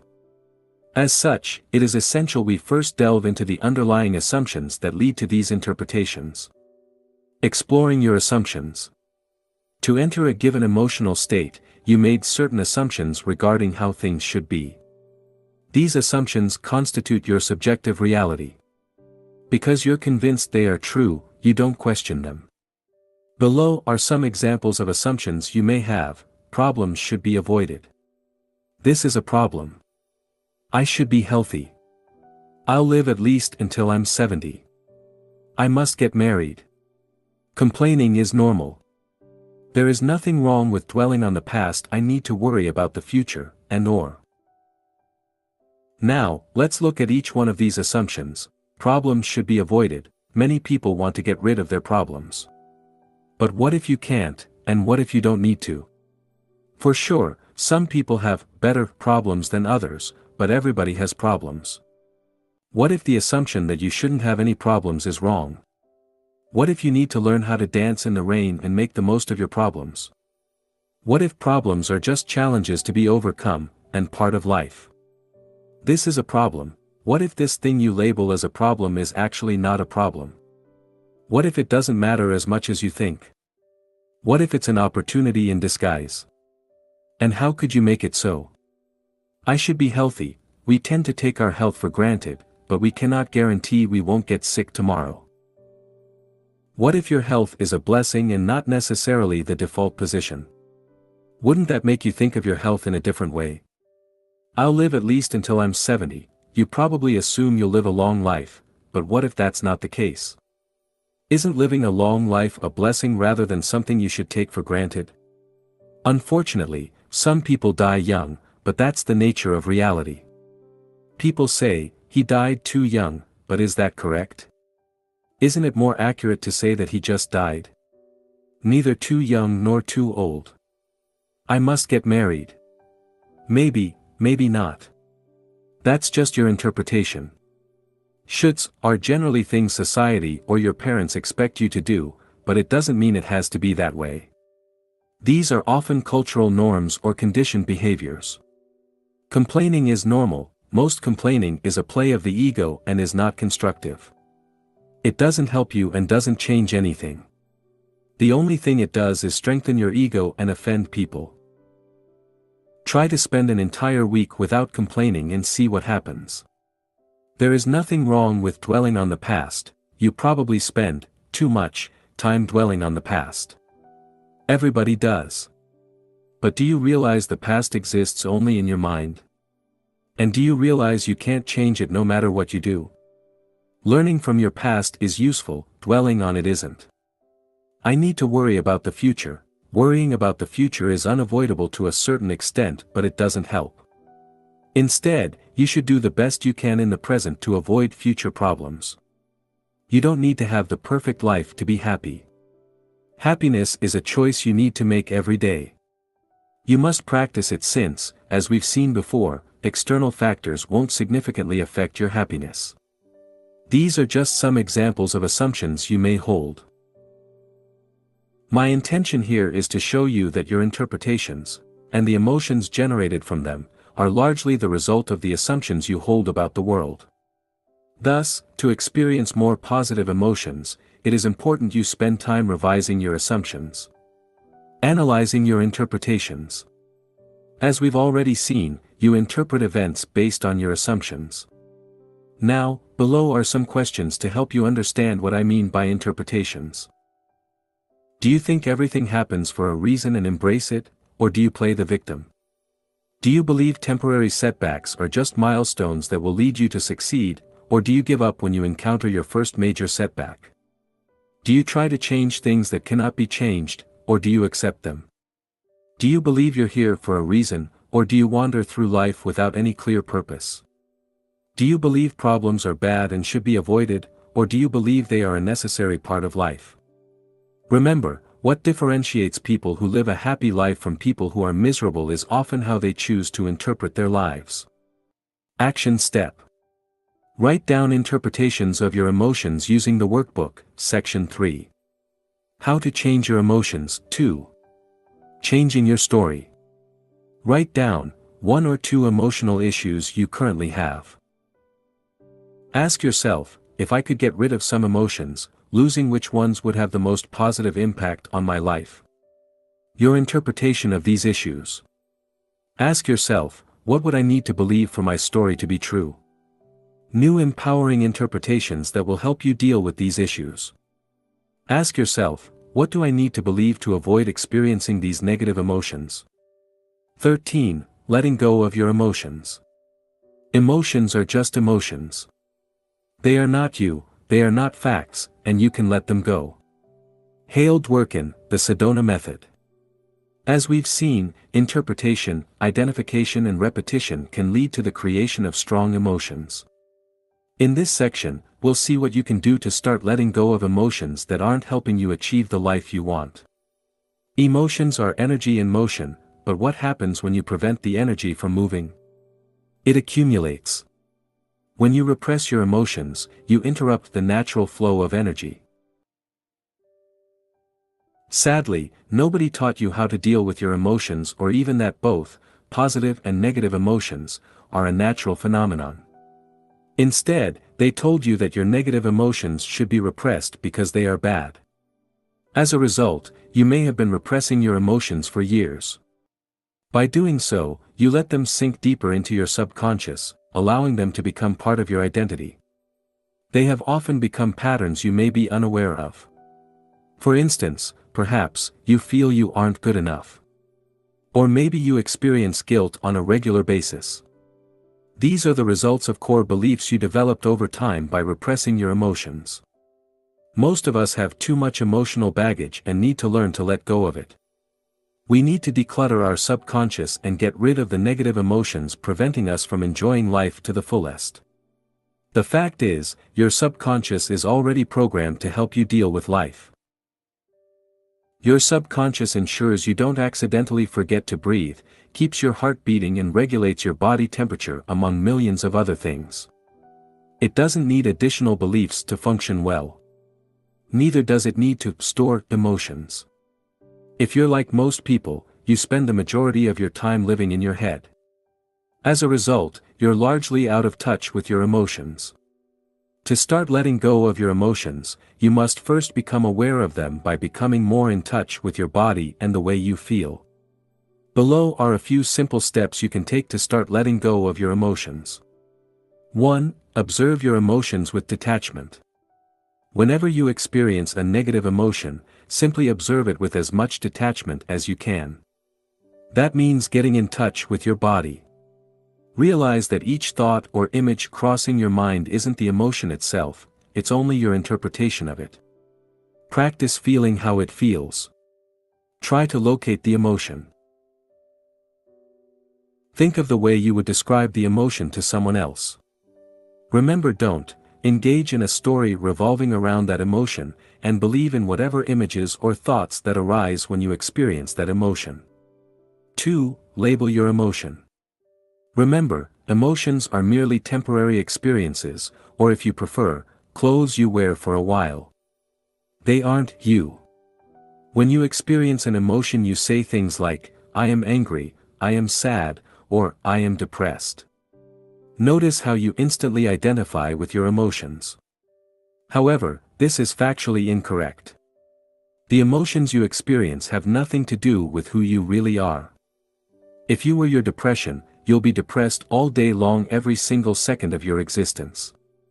Fortunately, that's not the case. Let's assume you feel sad. Rather than saying, "I'm sad," a more accurate way to describe that emotion would be, "I feel sad," or "I experience a feeling of sadness." Can you see how different it is from saying, "I'm sad"? It gives you more space to distance yourself from your emotions. The more you become aware of your emotions, the more you can label them and detach yourself from them, and the easier it will be to let go of these emotions. 3. Let go of your emotions. Too often, you over-identify with your emotions and cling to them for the following reasons: they're part of the story you're telling yourself. Sometimes, you can't stop clinging to a story, even a disempowering one. Yes, you can become addicted to destructive stories despite knowing they aren't helping you. You believe the emotions are you and feel a strong need to identify with them. You may fall into the trap of believing you are your emotions. As a result, you identify heavily with them, which creates suffering. Real-life example: I regularly felt that I wasn't good enough. As a result, I believed I should work harder. This belief led me to create lists of daily goals that were impossible to complete even when working from morning to night. I often fell short on my goals, which reinforced the belief that I wasn't good enough. By realizing this was just a story, I started letting go of this belief. After doing so, I noticed I was actually getting almost as much work done but without the need to struggle and feel stressed out. I'm still working on that issue, but I gained tremendous value from this process. The challenging part was to let go of the attachment to my story by letting go of the following: the belief that I'm not good enough and must work harder, the pride I feel from working harder than most people, the victim mentality that comes from working hard while not getting the results I want. The idea I'm somewhat special, the idea the world needs to be changed, and the need to control the outcome of my actions. As you can see, letting go of core emotions is not easy. They've become part of our identity, and we often derive a twisted pleasure from them. We may even wonder who we will be without them. 4. A 5-step process to let go of emotions. In his book, The Sedona Method, Hale Dwoskin explains there are 3 different ways to release your emotions as they arise. You can, 1, let them go. When you experience negative emotions, you can consciously choose to release them rather than repressing them or clinging to them. 2, allow them to be here. You can allow them by acknowledging their existence without clinging to them, or you can 3. Welcome them. You can accept them and have a closer look at them to discover what the core of these emotions are. According to Hale Dwoskin, the first step in each case is to become aware of your emotions as they arise. He then introduces a 5-step process to let go of your emotions. Step 1, focus on a certain emotion you would like to work on so you can feel better. This doesn't need to be a big emotion. It could be something as simple as not feeling like working on a specific task, or being mildly annoyed about something. Step 2, ask yourself one of the following questions. 1. Could I let this feeling go? 2. Could I allow this feeling to be here? 3. Could I welcome this feeling? Depending on which way you want to go, release, allow, or welcome, answer the corresponding question. Step 3, then ask yourself, would I? 1. Would I let this feeling go? 2. Would I allow this feeling to be here? 3. Would I welcome this feeling? Answer yes or no to each question while being honest with yourself. Do you feel like you can let go/allow/welcome the emotion? Even if no will help you let go of it. Step 4, ask yourself, when? Your answer will be, now. You let go of that emotion immediately. Step 5, repeat this process as many times as necessary for that particular feeling to disappear. You may be tempted to brush off this technique as overly simplistic and ineffective. Don't do that. Try it for yourself. Remember that you are not your emotions. That's precisely by practicing letting go of them that you'll realize that universal truth. As you make a conscious choice to let go of your emotions, welcome them fully or allow them to be, you'll gain a whole new understanding of how emotions work and how to release them. Action step. Use the exercises in the corresponding section of the workbook to start letting go of your emotions. Section 3. How emotions are formed. 3. Letting go of your emotions. Make a list of all the emotions you would like to let go of. Perhaps you feel as though you aren't good enough. Perhaps you struggle with procrastination and experience guilt and shame. Maybe you blame yourself for something you did in the past, or you worry about your future. Just write down whatever comes to your mind. Now, use the method mentioned above. Select one emotion, then ask yourself, could I let this feeling go? Would I? Yes/no, when? Now, don't worry if you're not successful at first. You'll have plenty of opportunities to practice in the future. 14. Conditioning your mind to experience more positive emotions. Try to see that a thought about a person or event is merely a thought about that person or event. It is the thought about them that makes you feel the way you do. To change the way you feel, change the way you think. Vernon Howard, The Power of Your Supermind. We've discussed how emotions are formed, and we've introduced a process you can use to release your negative emotions. Now, let's see how you can condition your mind to start experiencing and intensifying positive emotions in your life. You are what you think about most of the time. For thousands of years, mystics have told us we are the results of our thoughts. Buddha allegedly said, "What you think, you become." The essayist and poet, Ralph Waldo Emerson, said, "We become what we think about all day long," while Mahatma Gandhi said, "A man is but the product of his thoughts." In his classic book, As a Man Thinketh, James Allen wrote, "Let a man radically alter his thoughts, and he will be astonished at the rapid transformation it will effect in the material conditions of his life." Men imagine that thought can be kept secret, but it cannot. It rapidly crystallizes into habit, and habit solidifies into circumstance. James Allen. To take control of your emotions, it is essential you understand the role your thoughts play in generating emotions in general. Your thoughts activate certain emotions, and these emotions, in turn, generate more thoughts. Thoughts and emotions then feed each other. For instance, if believed, the thought, "I'm not good enough," will generate negative emotions such as shame or guilt. Conversely, when you feel ashamed for not being good enough, you'll attract more thoughts in line with that belief.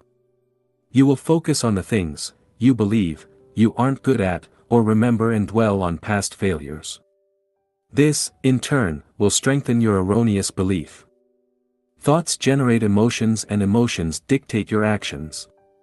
If you feel you don't deserve a promotion, you won't ask for it. If you believe a man or woman is out of your league, you won't ask him or her out. In a nutshell, this is the way thoughts work. They generate emotions that dictate your actions and shape your reality. While this may not be obvious to you in the short term, in the long term, you'll realize your thoughts have a tremendous impact on your life. Thoughts and emotions determine your future. Humans possess a power no other living beings have, their imagination. We can use our thoughts to manifest things and turn the invisible into the visible. However, a thought in itself isn't enough to manifest things or circumstances. It must be fueled with an energy in the form of emotion, such as enthusiasm, excitement, passion, or happiness. For this reason, someone enthusiastic about his or her dream will achieve more than a pessimistic and unmotivated person. Successful people constantly focus on what they want with positive expectation, while unsuccessful people focus on what they don't want or what they lack. The latter are afraid of having a lack of money, talent, time, or any other resources they may need to achieve their goals. As a result, pessimists accomplish far less than they're capable of achieving. Thus, one of the most important skills you can master is your ability to control your thoughts and emotions. This entails understanding what your emotions are, how they work, and what purpose they serve. Later, we'll discuss how you can use your emotions as a tool for personal growth. Depositing positive thoughts in your mind. Confident people deposit positive thoughts in their mind each day. They celebrate their small wins and treat themselves with compassion and respect. Naturally, they expect good things to happen. On the other hand, people with low self-esteem bombard their mind with disempowering thoughts. They discard their accomplishments as no big deal and fail to recognize their strengths and the positive intent behind their actions. No wonder they feel unworthy. For more information, read section, Not Being Good Enough. Both use their thoughts to distort reality, but who do you think is better off? The person who deposits positive thoughts in their mind, or the person who dwells on negative thoughts? Does it mean positive thinking is going to solve all your problems and eliminate your negative emotions once and for all? Of course, not.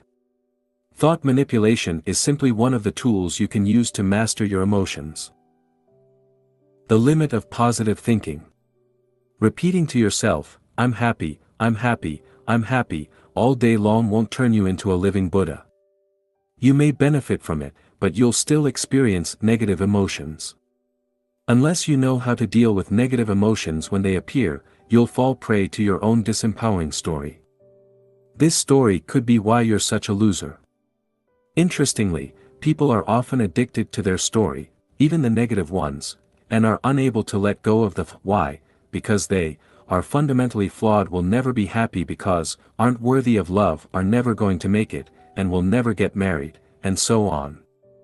I can guarantee you are addicted to a story. Now we'll discuss how you can condition your mind to experience more positive emotions. After that, we'll see how you can deal with negative emotions as they arise. Choosing the emotions you want to experience to condition your mind. The first step is to decide what emotions you want to experience more of. Do you want to be happier? More motivated. More proactive. The second step is to put in place a specific program to allow you to experience your chosen emotions.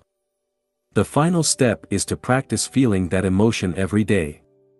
Feeling the same emotion over and over allows you to better access it.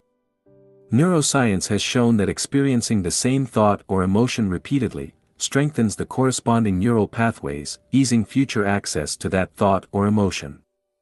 Put it simply, the more you experience an emotion, the easier it becomes to generate. That's where daily conditioning comes into play. To condition your mind to experience positive emotions, you can use the method we introduced earlier: interpretation plus identification plus repetition equals strong emotion. Here is how to use the formula in this situation. Interpretation: visualizing certain events or generating particular thoughts you see as positive. Identification: identifying with these events or thoughts by feeling the way you want to feel. To do this, you can use all the techniques we mentioned in the section, What Impacts Your Emotions, such as positive affirmations and visualization. Repetition: keep repeating the same thoughts and identifying with them. By doing so, you allow your mind to access the related emotions more easily. Below are some examples of practices you can use based on how you want to feel. 1. Gratitude. To feel more grateful, make gratitude a daily routine. Every morning, focus on what you're grateful for. The more you practice, the better you'll be able to focus on the positive side of things. Sadly, most of us know we should be grateful, but we aren't.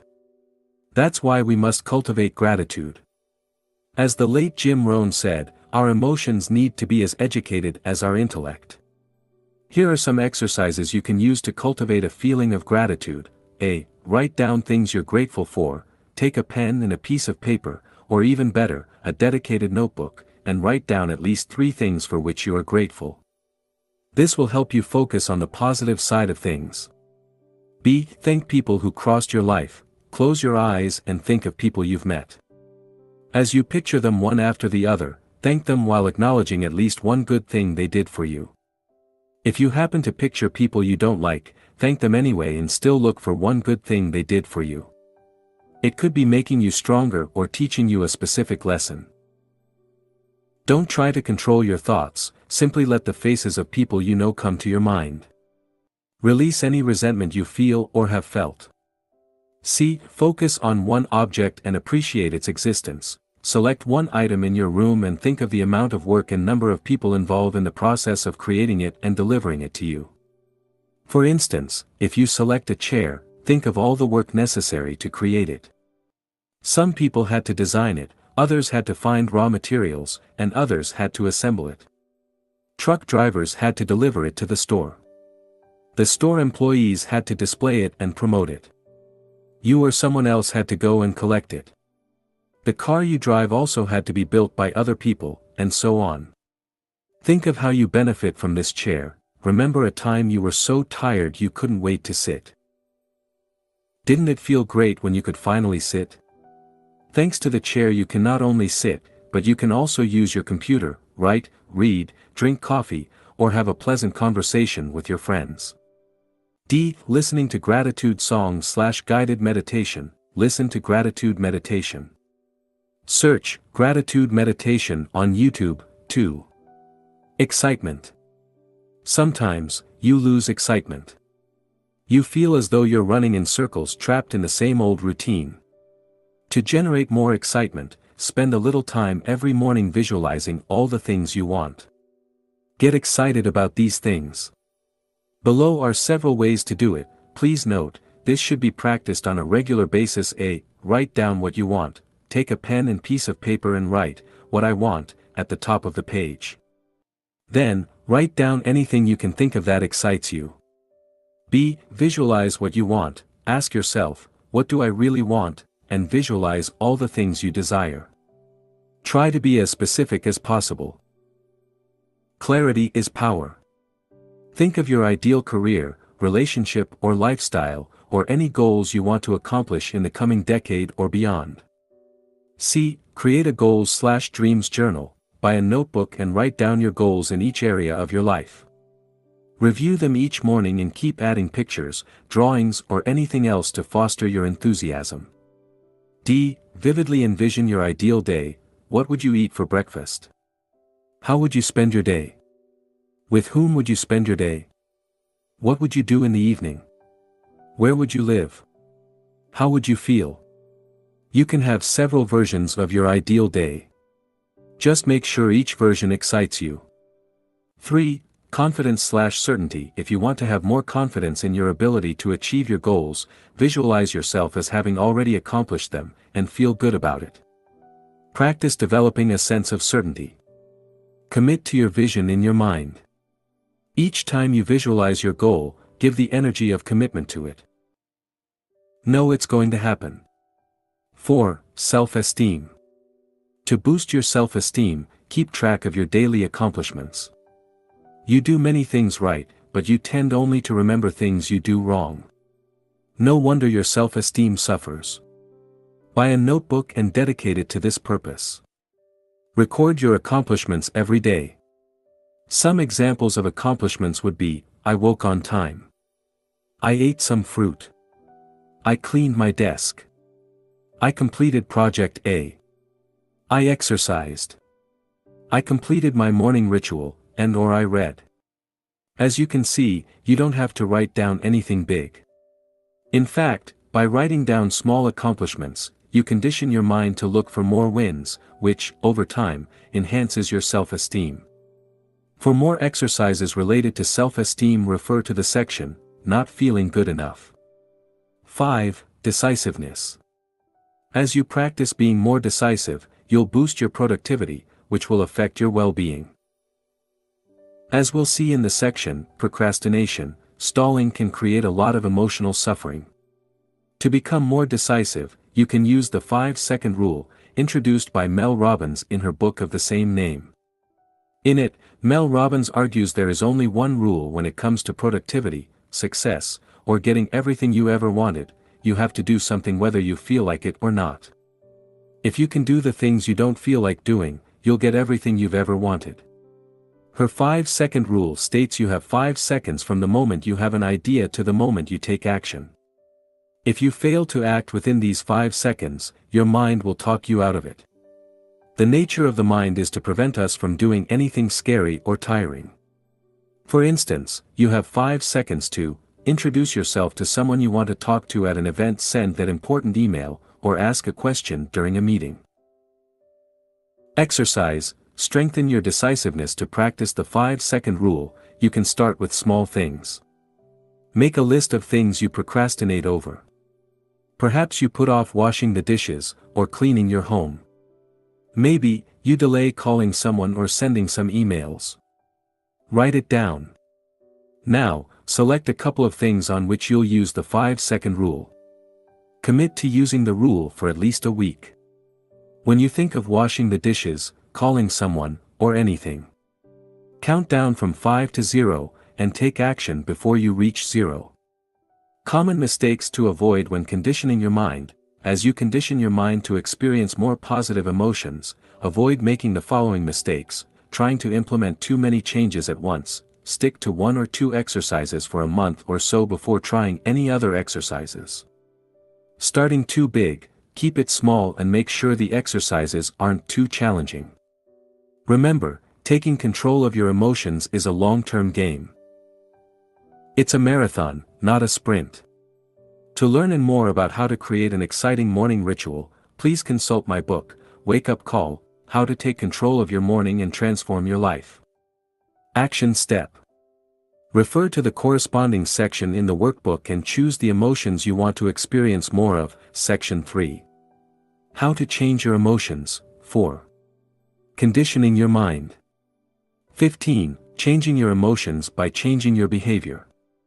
Action seems to follow feeling, but really action and feeling go together, and by regulating the action, which is under the more direct control of the will, we can indirectly regulate the feeling, which is not. William James, philosopher and psychologist.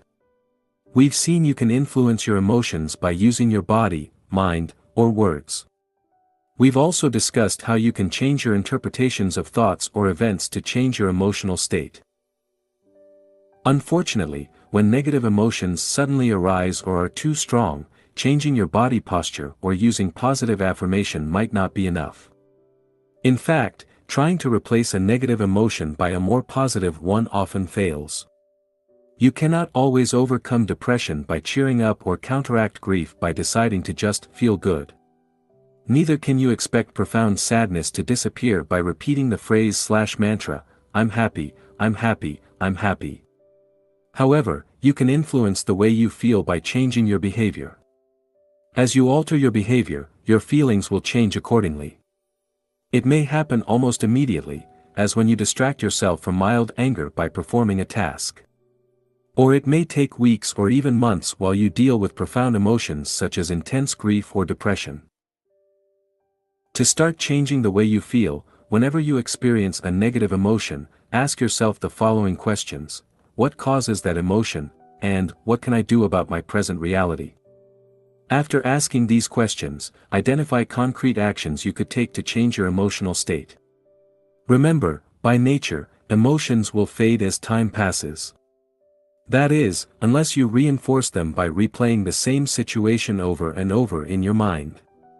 Below are some real-world examples to help you better understand how it works. Example 1. If, after your boyfriend or girlfriend broke up with you, you keep remembering the good times you had together with sadness, it will take longer to get over the breakup. Although there is nothing wrong with feeling sad or remembering the past, if you want to move on, a better option is to avoid revisiting the past wherever possible. In this case, changing your behavior would be, do your best to stop revisiting the old memories. Example 2. If you constantly worry about an upcoming presentation at work, changing your behavior might be rehearsing your speech for hours. Doing this, you'll know the text so well you'll be able to perform well even under pressure. To give yourself an even better chance at success, you could also rehearse in front of your colleagues or friends. Example 3. If you've been resenting a particular friend for weeks because of something he said or did, changing your behavior might be having an honest talk with him and share your feelings. This will allow you to clear the air, clarify any misunderstandings, and avoid building up resentment. Oftentimes, we misinterpret events or see things that aren't there. Example 4. Sometimes, you feel sad, angry, or even depressed, and can't do anything about it. In this instance, the best you can do is to avoid focusing on your feelings, and just let them be. Your job here is to do what you have to do and live your life until these emotions fade. Don't forget to practice letting go of negative emotions as they arise. As you learn to detach yourself from the negative emotions, it will help prevent them from growing and becoming more entrenched. Action step using the workbook. Let's do an exercise using an example from your life. Section 3. How to change your emotions. 5. Changing your emotions by changing your behaviors. Remember the last time you experienced a negative emotion that lasted more than a couple of days. Now, think of what you did specifically to overcome this negative emotion, if anything. Then, ask yourself, how could I have changed my behavior to influence my emotions positively? 16. Changing your emotions by changing your environment. You cannot always control your emotions. Certain events, such as a breakup, the loss of a loved one, or a severe disease, can trigger negative emotions. However, you do have control over some events. Do you have daily life situations that affect your peace of mind? What if you could do something about them? Sometimes, to reduce negative emotions you simply need to avoid putting yourself in the situations generating them in the first place. Perhaps, you watch too much TV, which makes you miserable. Or maybe, seeing your friends, seemingly, happy on Facebook makes you feel like a failure. Why not spend less time in such situations? Real life example, Facebook was making me unhappy and I felt like a failure. People in my field were killing it and my friends looked so happy, or so I thought. Not to mention the fact I was wasting hours of my time mindlessly scrolling through my news feed. To overcome this drain on my emotional bank, I drastically reduced the time I spent on Facebook. Ever since making the decision, I've been feeling better. This example shows you that small changes can enhance your well-being. If you look at the things you do daily, you'll find activities or behaviors that don't support your happiness. Just removing one or two of these activities, or changing some of your behaviors, may noticeably improve your mood. You may already know what you should do, but it's also possible you're unaware of the cost of some of your behaviors on your well-being. Below, I've listed some examples of activities or behaviors that may rob you of your happiness. Ask yourself whether they're contributing to your overall sense of well-being. Watching TV. Although watching TV can be fun, it's also a passive activity which may not contribute much to your happiness. Spending time on social media. Social media is convenient and it allows you to keep in touch with your friends, but it can also be addictive. Facebook or Twitter can turn you into an addict craving the approval of others. Hanging out with negative people. People you hang out with have a tremendous influence on your emotional state. Positive people will lift you up and help you achieve your wildest dreams. Negative people will suck up your energy, demotivate you and destroy your potential. As Jim Rohn said, you are the average of the 5 people you spend the most time with. Make sure you surround yourself with the right people. Complaining and focusing on the negative. Do you constantly see the negative side of things? Do you dwell on the past? If so, how does this affect your level of happiness? Not finishing what you start, leaving tasks and projects unfinished in your personal and professional life can have a detrimental effect on your mood. Unfinished business clutters your mind. Feeling overwhelmed or demotivated is a sign you may have too many open loops in your life. Examples of open loops are unfinished projects you've been procrastinating over, or avoiding people you need to talk to. These are just a few examples. What about you? What activities or behaviors rob you of your happiness? Action step. Design a more empowering environment by completing the corresponding exercises in the workbook, Section 3. How to change your emotions, changing your environment. Use the free workbook or take a pen and paper, and write down any activities you believe may negatively impact on your emotions. Then, for each activity, write down the consequence, e.g. they make you feel guilty, they demotivate you, they erode your self-esteem, etc. 17. Short-term and long-term solutions to deal with negative emotions. No other life form on the planet knows negativity, only humans, just as no other life form violates and poisons the earth that sustains it. Have you ever seen an unhappy flower or a stressed oak tree? Have you come across a depressed dolphin, a frog that has a problem with self-esteem, a cat that cannot relax, or a bird that carries hatred and resentment? The only animals that may occasionally experience something akin to negativity or show signs of neurotic behavior are those that live in close contact with humans and so link into the human mind and its insanity. Eckhart Tolle, The Power of Now. In this section, I will provide you with a list of exercises or techniques you can use to better deal with negative emotions. No matter how much control you have over your mind, you'll still experience a whole bunch of negative emotions in the future, from mild frustration to depression. You'd better be prepared. I've listed below some things you can do to deal with negative emotions and have included both long-term and short-term solutions. 1. Short-term solutions. The following techniques will help you manage negative emotions as they arise. Try them out, and keep the ones that work for you. A. Change your emotional state. Distract yourself. An emotion is only as strong as you allow it to be. Whenever you experience a negative feeling, instead of focusing on it, get busy right away. If you're angry about something, cross something off your to-do list. If possible, do something that requires your full attention. Interrupt, do something silly or unusual to break the pattern. Shout, do a silly dance or speak with a strange voice. Move, stand up, go for a walk, do push-ups, dance, or use a power posture. By changing your physiology, you can change the way you feel. Listen to music. Listening to your favorite music may shift your emotional state. Shout, talk to yourself with a loud and authoritarian voice and give yourself a pep talk. Use your voice and words to change your emotions. B. Take action. Do it anyway. leave your feeling alone and do what you have to do. Mature adults do what they have to do whether they feel like it or not. Do something about it. Your behavior indirectly changes your feelings. Ask yourself, what action can I take in today to change the way I feel? Then, go do it. C. Become aware of your emotions. Write it down. Take a pen and paper and write down what you worry about, why, and what you can do about it. Be as specific as possible. Write down what happened. Take a piece of paper and write down what exactly happened to generate the negative emotion. Don't write down your interpretation of it or the drama you created around it. Write down the raw facts. Now ask yourself, in the grand scheme of your life, is it really that big a deal? Talk, have a discussion with a friend. You may be overreacting, making things worse than they are. Sometimes, all you need is a different perspective.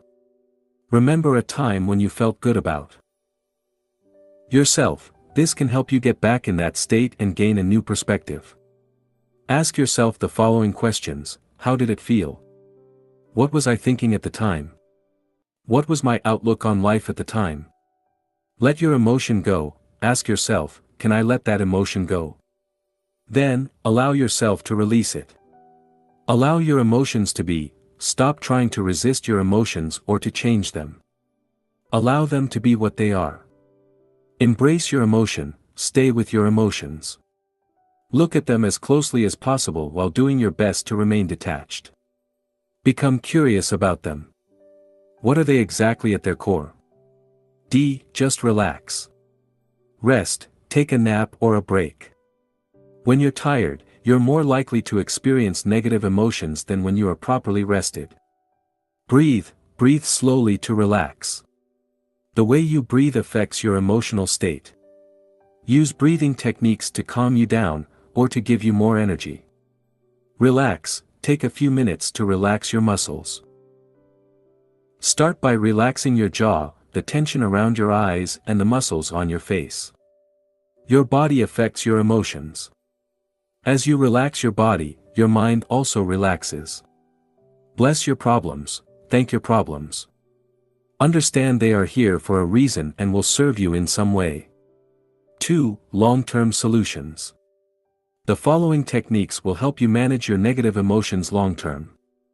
A. Analyze your negative emotions. Identify the story behind your emotions. Take a pen and paper, and write down all the reasons why you have these emotions in the first place. What assumptions do you hold? How did you interpret what's happening to you? Now, see if you can let go of this particular story.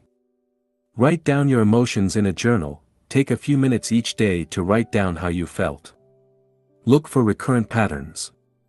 Then, use affirmations, visualization, or a relevant exercise to help you overcome these emotions. Practice mindfulness, observe your emotions throughout the day. Meditation will help you do this. Another way is simply to engage in an activity while being fully present. As you're doing this, observe what's going on in your mind. B. Move away from negativity. Change environment. If you're surrounded by negativity, change your environment. Move to a different place, or reduce the time you spend with negative friends. Remove counterproductive activities.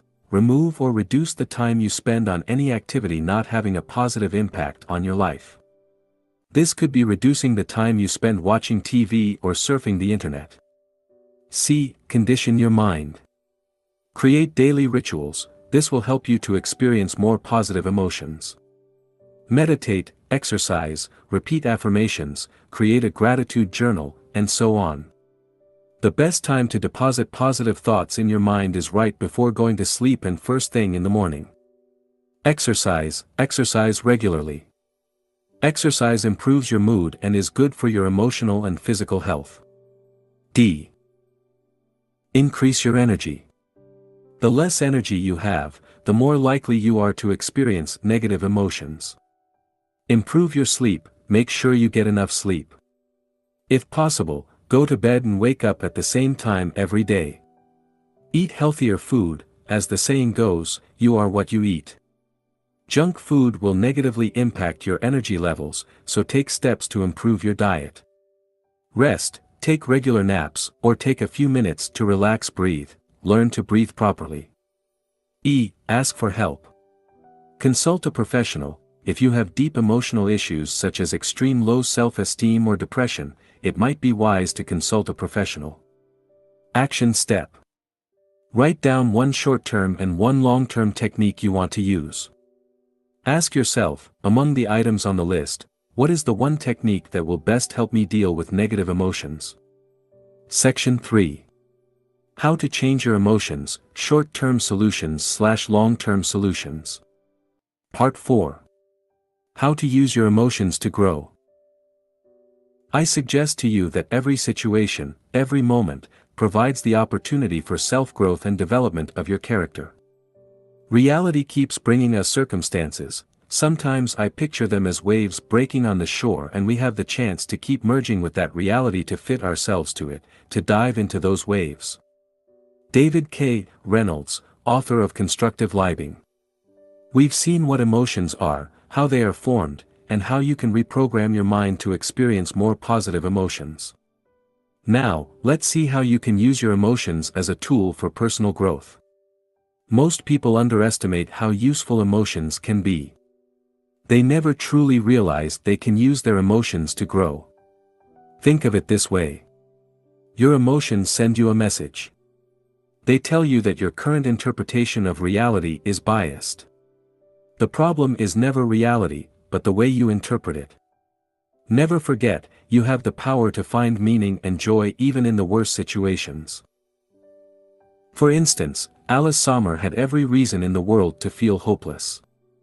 She was imprisoned in a concentration camp during World War II and didn't know how long she had left to live. She, nevertheless, found joy. As she recalls, I was always laughing. We were lying on the floor with my son, and he saw me laughing. How can a child not laugh when the mother laughs? Alice Sommer. Nick Vujicic believed he would never be happy. After all, he was born with no arms or legs. As he said in one of the lectures he gave at a school, "What kind of husband am I gonna be if I can't even hold my wife's hand?" Nick Vujicic. Under these circumstances, nobody would have blamed him if he had remained bitter all his life. However, he overcame his challenges, and today, in addition to being a successful motivational speaker, he's a happy husband and father of 2. These 2 examples show us we can overcome even the most challenging situations. They show us negative emotions don't last forever. Challenging times in our life are often the events that allow us to grow as human beings. Even a complete nervous breakdown can serve as a wake-up call for people. In this section, you'll learn how emotions work and how you can use them to grow, while simultaneously reducing the emotional suffering they create. 18. How emotions can guide you in the right direction. Emotions come and go and, ultimately, can't define you. But it doesn't mean they don't have a role to play. They can foster your personal growth by reminding you of what you already know: you need to make changes in your life. The more you ignore your emotions, the louder they will become. It starts with a small voice, a gut feeling, or an intuitive knowledge. As you dismiss this sign, it gets louder. Keep ignoring your emotions, and your body will begin to talk in the same way as you experience physical pain. For instance, let's say you feel an emotion you identify as stress. This tells you to make changes in your life.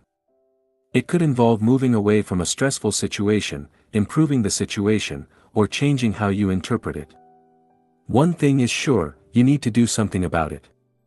If you keep ignoring stress or the stressor, it may result in severe health issues. The bottom line is, your emotions send you a message. In the same way that physical pain tells you something is wrong with your body, emotional suffering tells you something is wrong with your mind. The power of self-awareness. Self-awareness is one of the most important components of your personal growth. Without it, you can't do much to change your life, since you can't change a problem unless you realize it exists. So, what is self-awareness? Self-awareness is your ability to observe objectively your thoughts, emotions, and behaviors without adding your own interpretation or story to it. Above or below the line? In the 15 Commitments of Conscious Leadership, Jim Dethmer and Diana Chapman introduced a very simple yet powerful model to help increase self-awareness. This model is extremely simple, a single line. The authors argue that, at any time, you're either above or below the line. When you're above the line, you're open, curious and willing to learn, but when you're below the line, you want to be correct and, as a result, you tend to be defensive and closed to new ideas. Put it simply, when you're above the line you're conscious, when you're below the line you're unconscious. Whether you are above or below the line depends on your emotional state.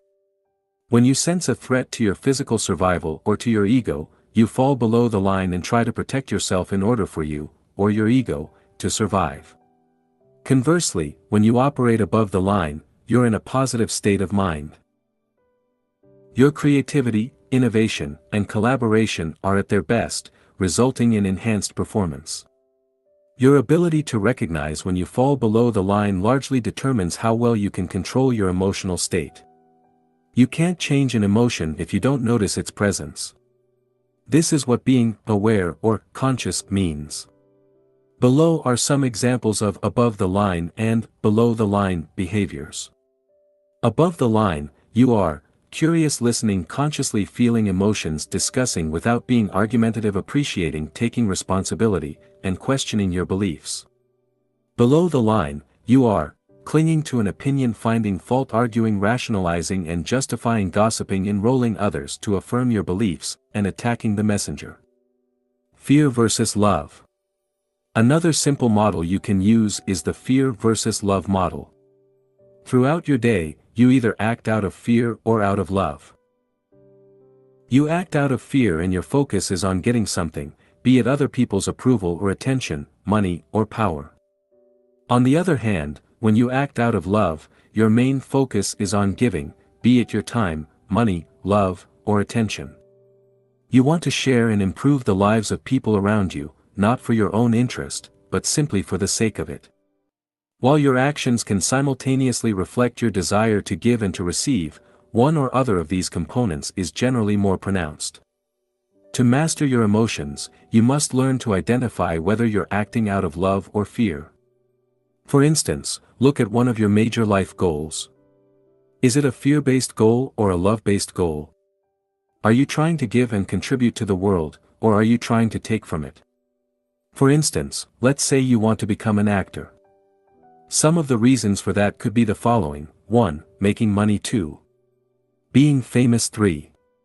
Proving to your parents and friends you're good enough. 4. Entertaining people. 5. Expressing yourself. The first 3 examples are usually fear-based behaviors. You want to fill a void within yourself and demonstrate how good you are. The final 2 examples are love-based behaviors that stress a desire to express your gift to the world. As we discuss in greater depth how different emotions work, keep in mind these 2 models, above/below the line in fear-based versus love-based actions. Note that throughout your day you often alternate between love-based behaviors and fear-based behaviors. For instance, you may be absorbed by a task that helps people and make you feel complete. In this moment, you don't need anything. 5 minutes later you may imagine how proud your father will be once you finally earn a promotion. In this moment, you're no longer feeling complete. Instead, you are trying to get something, in this situation, your father's approval. Start noticing the underlying motivations behind your actions. As you do so, you'll begin to realize you spend a considerable amount of time trying to earn other people's approval, whether they be your colleague, your boss, your parents, or your partner. Notice this, and ask yourself what you can do to move from wanting to get to wanting to give. Now, with these 2 models in mind, let's see how you can bring more awareness to the emotions you experience in your day-to-day life. 19. Recording your emotions. The first step to improve the way you feel is to become more aware of the emotions you experience on a regular basis. Before you can generate more positive emotions, you must first determine your starting point. To shed a light on the emotions you're experiencing in your daily life, I invite you to record your emotions for an entire week. Use a notebook or the downloadable worksheet to do so. Spend a couple of minutes each day to record how you feel and rate yourself on a scale of 1 to 10, 1 being the worst you can feel, and 10 being the best you can feel. At the end of the week, give yourself an overall score and answer the following questions. What negative emotions did you experience? What caused these emotions? What are the hard facts? Did you have specific thoughts that lead you to feel that way? Did external events trigger these negative emotions? Did you lack sleep? Did you become ill? Were you in an accident? What really happened? Not in your mind, but in the physical world. What was your interpretation of the facts? What would you need to believe to feel that way? Are your beliefs accurate? Could you have felt better by interpreting thoughts or events differently? How did you return to your neutral state? What happened exactly? Did you change your thoughts? Did you take action on things you were avoiding doing? Did it just happen naturally? What could you have done to avoid or reduce these negative emotions? Concrete example. Let's say you record your emotions for a week and notice that you were mildly depressed for a couple of days. Here is what it could look like. What caused this emotion? I was asked to do a task at work and felt unable or incompetent to complete it. What really happened? I was asked to complete a task and I did it. What was your interpretation of the facts? I felt like I was incompetent and everybody in the office but me could do the task. I felt as though I should have been able to do the task well. I felt as though everybody was judging me. What would you need to believe to feel that way? I would need to believe, I am incompetent. Being incompetent is unacceptable. I should have been able to do that task. Everyone is judging me. Are your beliefs true? Are you really incompetent? Maybe I'm biased and I judged myself too harshly. Is being incompetent unacceptable? No. The fact is, I cannot always be competent at everything. Should you be able to do that task? I haven't much experience performing similar tasks and there was no way I could do it without asking for help. Is it true that everyone judging you? Some people may judge me, but that's probably not true of everyone. It's also possible nobody really cares. After all, they have their own issues to deal with. And what if nobody noticed? Or perhaps, I did okay and the negativity is all in my mind. How did you return to your neutral state? I realized it was actually no big deal. I asked a colleague whether I did the task correctly. He helped me and gave me some advice. He also recommended some good books to help improve my skills. What could you have done differently to avoid or reduce this negative emotion? I could have asked someone to help me instead of trying to do everything on my own.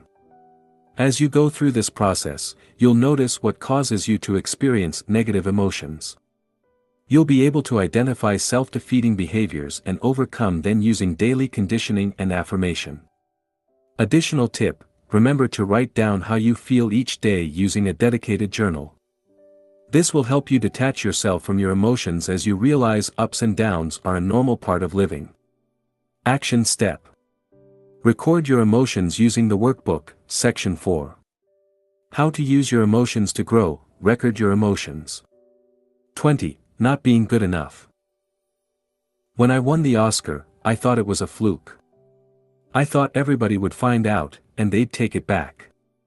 They'd come to my house, knocking on the door. Excuse me, we meant to give that to someone else. That was going to Meryl Streep. Jodie Foster. You think, why would anyone want to see me again in a movie?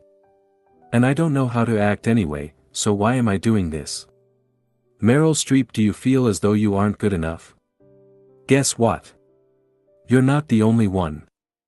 The other day I wrote the following to a fellow blogger: there are a lot of topics I could write about, but there are already so many books out there.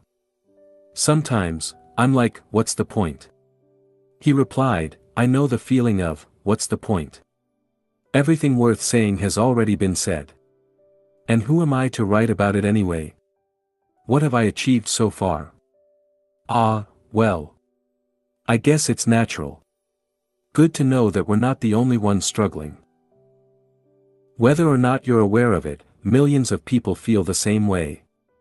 The feeling of not being good enough alone must have killed more dreams than anything else.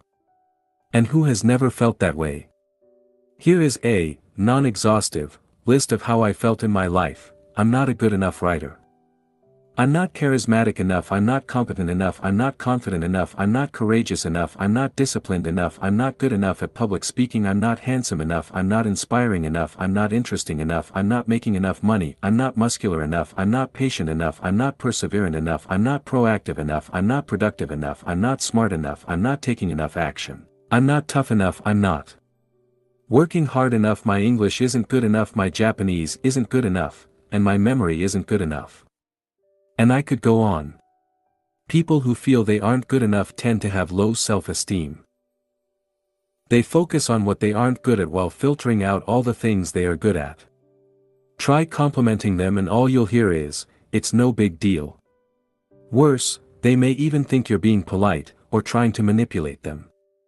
These people have a hard time accepting compliments.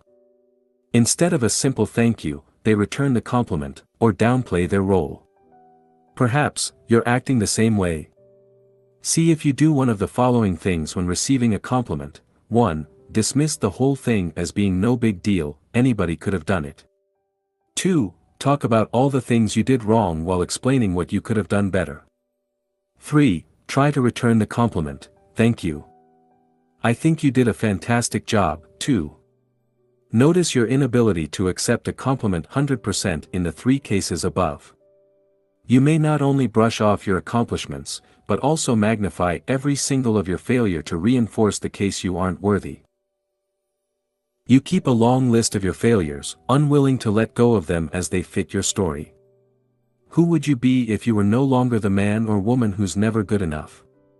As strange as it may seem, there's something scary about that. At least, the certainty of not being good enough gives you some comfort. Imagine what would happen if you released the hold you have on your story, try something you've always wanted to do, and fail. What you suspected for a long time would become true: you aren't good enough. Or worse, what would happen if you were to succeed? How would that fit into your story? Remember, your brain is biased towards negativity. Adding your own bias will certainly not help you feel good about yourself. The fact is, you do most things well. Although a lack of experience, interest, or talent may explain why you aren't doing as well as you would like to in certain areas, it has nothing to do with you not being good enough. How to use the feeling of not being good enough to grow. Not feeling good enough is a sign of low self-esteem. Many people experience low self-esteem in various degrees. I certainly do. For some, every single thing they do is insufficient. For others, they feel inadequate only in certain situations or areas of their life. Wherever you are on the self-esteem spectrum, you can probably benefit from a boost in your self-esteem. Identifying what triggers your feelings of inadequacy. The first step is to find out what triggers these feelings. What thoughts are you identifying with? Which areas of your life are concerned? Take a few minutes to write down the following: the situations in which you feel like you aren't good enough, and the thoughts you identify with, your story. Keeping track of your accomplishments. The second step is to keep track of your accomplishments. Not feeling good enough often results from the biased view you hold about yourself. You focus on your shortcomings, failing to acknowledge your successes. People with healthy self-esteem tend to look at themselves in a more objective way, acknowledging both their shortcomings and their strengths. To improve your self-esteem, start acknowledging all the things you're doing well. The following exercises will help you do that. Exercise 1: Create a win log.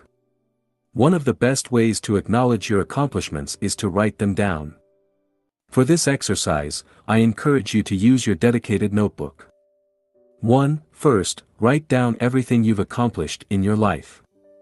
Come up with a list of 50 things. If you run out of things, write smaller accomplishments. This will help you realize how much you've already accomplished. 2. At the end of each day, write down all the things you've accomplished that day. It can be simple things such as, I woke up on time, I exercised, and I ate a healthy breakfast. Try to come up with 5 to 10 things each day. Exercise 2. Fill up your self-esteem jar. An alternative is to write down each thing you've accomplished on separate pieces of paper and put them into a jar. Here are a few recommendations to ensure you make the most out of this exercise. Make sure your jar, or any other container you use, is in a visible location. The best location is probably on your desk, the second best location is your bedroom. Select a container you like. Choose a design you're fond of. It's all about your self-esteem, so anything that makes you feel good is advisable. Make sure it is transparent so that you can see it filling up. Give it a positive name, e.g. my self-esteem jar, declaration of love to myself, etc. Write your accomplishment on a paper you love. For instance, use different colors so that when the jar fills up, it creates something pleasant to the eye. One idea would be to use origami paper.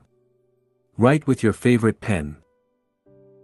The idea is to show more respect towards yourself by acknowledging your multiple accomplishments. Exercise 3. Create a positive journal. You can also create a journal to write down every compliment you received that day. Your colleague told you your shoes look nice, write it down. Your friend complimented your hair, write it down. Your boss told you how well you did at a task, write it down as well. Don't question the sincerity of these compliments. Always assume they are genuine. The idea is to train your mind to focus on the positive things that happen in your life. They are happening whether or not you acknowledge them. Here is how to make the most of that exercise. Buy a notebook you like. Personalize it, add stickers, draw something, add pictures, or use different colors. Don't want to do any of this stuff? That's fine as well. It's your journal. Keep it with you, carry it with you, and look for new compliments to add to your amazing collection, optional. Review it every day, go through old entries and mentally thank people who complimented you. You can say, thank you, I love you. Feel free to read the old entries in the morning, in the evening, or both, or whenever you feel like it. It's up to you. Again, this is your journal. These are just suggestions. Whatever works for you. Learning to accept compliments. Chances are you have difficulties accepting compliments. Do the following sentences look familiar? It's never a big deal. Everybody could have done it. It's because so and so helped you. I could have done it better. Here is a great reason why you should accept compliments, because the person who made the compliment wants you to receive it, not to flush it down the toilets. Imagine you just gave a gift to someone. How would you feel if that person, after opening the box, dropped the gift to the floor, stepped on it and threw it away?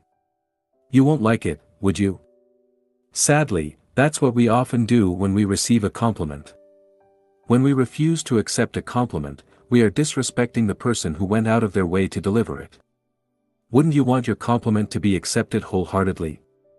Exercise 1. Accept compliments. This simple exercise will help you accept a compliment. Whenever someone compliments you, say the following: thank you. That's it. There is nothing simpler. No, thank you, but, thank you, you too, or, it wasn't a big deal. Simply say, thank you. Here is how to make the most of that exercise: say thank you out loud and clearly. You may discover you have the tendency to repress your feelings and end up saying thank you almost mechanically. In fact, you may realize you've never really said, thank you, with all your heart. Let it sink in. Before you start a new sentence, give space for the feeling of gratitude to express itself. Don't downplay the compliment or explain why you're worthy or unworthy of it. Tell it the way you feel it. Show your appreciation by telling the person who complimented you how you feel. You may experience resistance. Many of us have difficulties expressing gratitude, because our pride prevents us from doing so. After all, we're strong and don't need anybody's help or compliments, do we? We don't want to feel vulnerable. If you experience resistance and find the exercise difficult, recognize this is normal. Your ability to accept a compliment can be a good indicator of your level of self-esteem. Practice accepting compliments and allow yourself to feel vulnerable. Accepting you're worthy of compliments will help you boost your self-esteem. Exercise 2, the appreciation game. The purpose of this game is to learn to appreciate things in yourself you didn't previously acknowledge, or like. It will work well if you have a partner you can play the game with on a regular basis. Tell your partner 3 things you appreciate in them and ask them to do the same. Be as specific as possible and don't worry about coming up with big things. Here are some examples. I appreciate that you prepared breakfast this morning even though you were in a rush. I appreciate that you picked up the kids today. I appreciate the way you always listen to my problems after work. To go further, self-esteem is a complex topic. It affects a lot of people and is often misunderstood. Overcoming low self-esteem takes time and effort. If you regularly feel you aren't good enough, I encourage you to refer to the following books. If, upon reading these books, you realize you have severe and chronic self-esteem issues, you may want to consult a specialist. The 6 Pillars of Self-Esteem, by Nathaniel Branden, Ph.D. Breaking the Chain of Low Self-Esteem, by Marilyn Sorensen, Ph.D. Low Self-Esteem, Misunderstood and Diagnosed, Why You May Not Find the Help You Need, by Marilyn Sorensen, Ph.D. Below is a brief summary of some of the main ideas in each book. In his book, The 6 Pillars of Self-Esteem, Nathaniel Branden identified 6 practices, or pillars, of self-esteem you can work on to develop a healthier self-esteem. 1. Living consciously. In Nathaniel Branden's words, to live consciously means to seek to be aware of everything that bears on our actions, purposes, value, and goals, to the best of our ability, whatever that ability may be, and to behave in accordance with that which we see and know. 2. Self-acceptance, is choosing to value yourself, to treat yourself with respect and to stand up for your right to exist. Self-acceptance is the basis upon which self-esteem develops. 3. Self-responsibility, is realizing no one is coming to save you and you are responsible for your life. It is accepting that you are responsible for your choices and actions. You are responsible for how you use your time, and for your happiness. Because only you can change your life. 4. Self-assertiveness, means honoring your wants, needs, and values and seeking appropriate forms of their expression in reality. 5. Living purposefully, is to use your powers to achieve the goals you have selected. In other words, it's your ability to set and achieve goals in every area of your life. 6. Personal integrity, is behaving in a way that matches your ideals, convictions, and beliefs. It's when you can look at yourself in the mirror and know you're doing the right thing. In Breaking the Chain of Low Self-Esteem, Marilyn Sorensen provides a great overview of what self-esteem is and how it works. The author explains that low self-esteem stems from the negative perception you hold of yourself, a perception that is largely, if not entirely, based on your negative interpretations of past experiences. This distorted perception of reality leads you to experience fear and anxiety. Your family environment may have played a big part. Perhaps, your parents have repeatedly put you down, making you feel as though nothing you did was ever good enough. You may now firmly believe you are less worthy than others. As a result, you filter everything based on this negative image of yourself. It's as if you were looking at reality through tinted glasses, glasses that discard praise and compliments, remembering only criticisms. The examples in her books will help you understand how self-esteem issues manifest in real life. In addition, Ms. Sorensen provides dozens of practical exercises to help you become more aware of your self-esteem issues and provide you the tool to develop a healthier self-esteem. Action Step. Refer to the exercises in the corresponding section of the workbook, Section 4. How to use your emotions to grow, not being good enough. 21. Being defensive. Our love of being right is best understood as our fear of being wrong. Catherine Schultz, journalist and author. Do you constantly justify yourself? Are you offended whenever someone insults you or disrespects you? There are very specific reasons why you get defensive.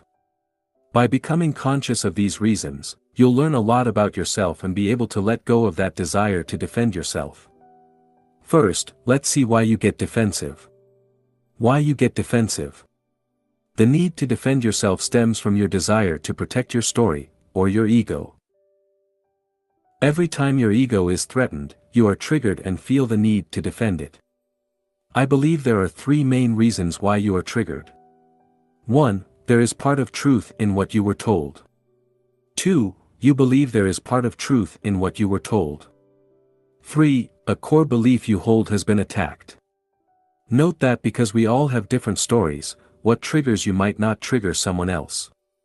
1. There is part of truth in what you were told. Someone mentioned something that is true about you and it hurts. For instance, he or she may accuse you of procrastinating on a certain project. Your inability to accept that truth is the reason you become defensive. When that topic is brought up, it triggers emotional reactions such as anger, denial, or self-criticism. 2. You believe there is part of truth in what you were told. You were told something you believe to be true and feel hurt. In this case, the criticisms you received may be unfounded. Yet, you still feel hurt. Why is that?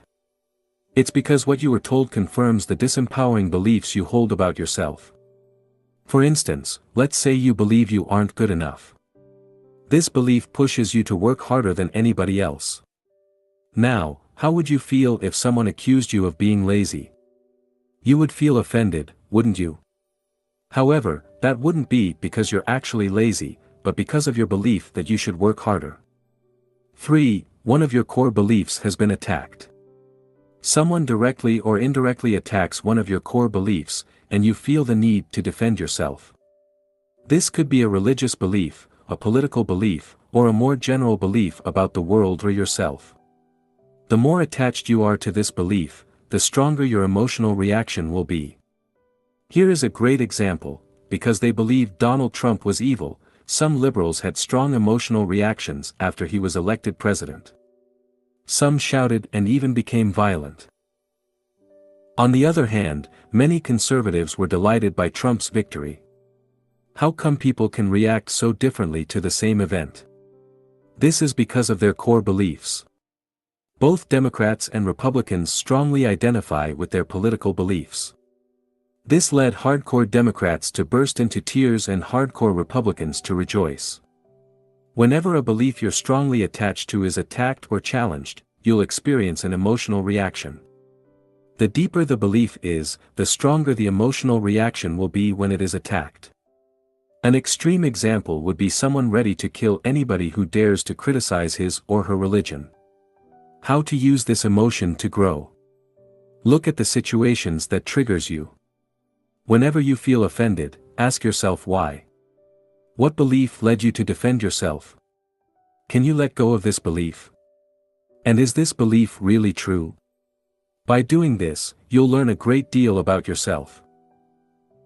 You'll be able to let go of beliefs that aren't serving you well, and you'll realize that, in most cases, you don't even need to defend yourself. Action step. Refer to the exercises in the corresponding section of the workbook, Section 4. How to use your emotions to grow, getting defensive. Whenever you become defensive, remember to ask yourself the following questions. What am I trying to protect here? Can I let go of that belief?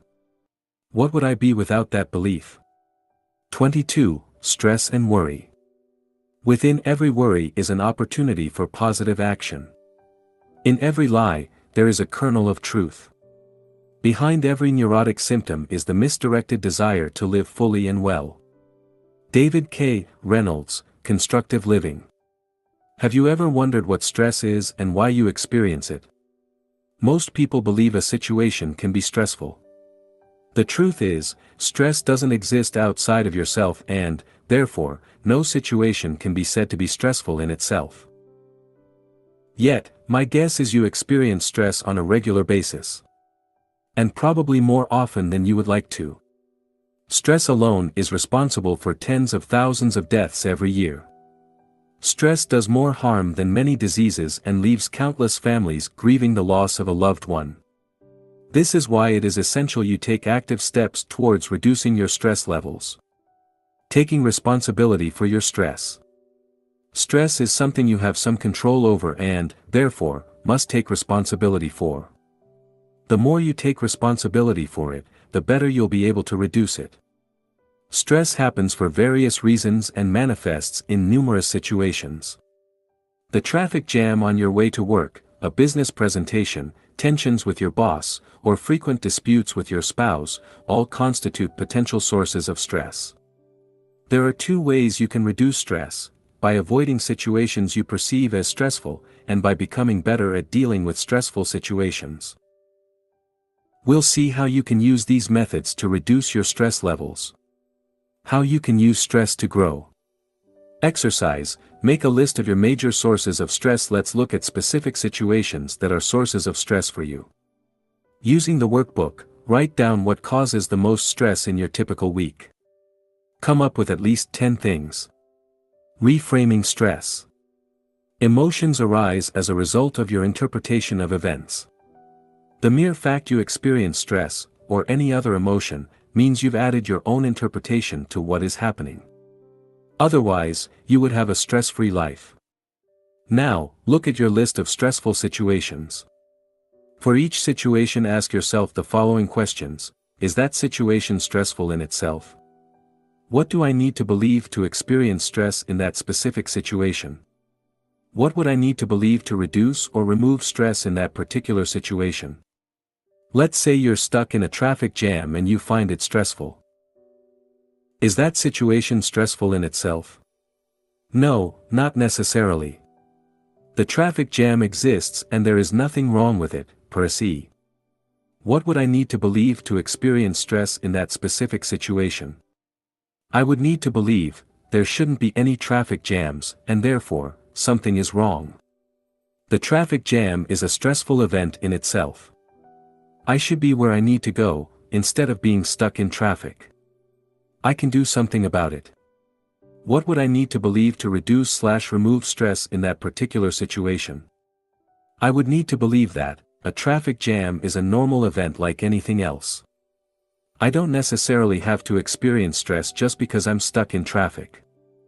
I'm here caught in a traffic jam and I don't need to be there, wherever I want to go, for a while.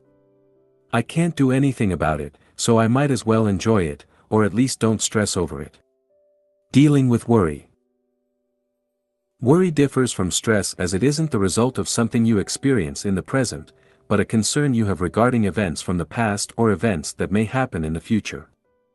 You experience stress when you face a stressful situation in the present moment. For instance, a stressful situation would be being stuck in a traffic jam or having your boss yell at you. Worrying would be remembering, past, or anticipating/imagining these stressful situations, future. Interestingly, most of your worries are unnecessary for the following reasons: they happened in the past and there's absolutely nothing you can do about them, or they may happen in the future and you can't control the future. Exercise. Make a list of your worries. Make a list of things you worry about, past or future. They may be similar to the things you wrote in the previous exercise. Examples of things you may worry about are your health, your financial situations, your work, your relationships, and/or your family. Now, write at least 10 things you tend to worry about in a typical week. Sorting out your worries. Constant worry results from trying to control events over which you have no control. When you do so, you create unnecessary stress in your life. To deal with stress and overcome chronic worries more effectively, it is essential you learn to sort out worries. An effective way to do this is to separate the things you have control over from the things you have no control over. You can divide your worries into 3 separate categories: 1. Things you have control over; 2. Things you have some control over; and 3. Things you have no control over whatsoever. 1. Things you have control over. This category includes things such as your actions and behaviors. For instance, you can choose what to say and how to say it. You can also decide what actions you'll take to achieve your goals. 2. Things you have some control over. There are things you have only limited control over, such as a competition or a job interview.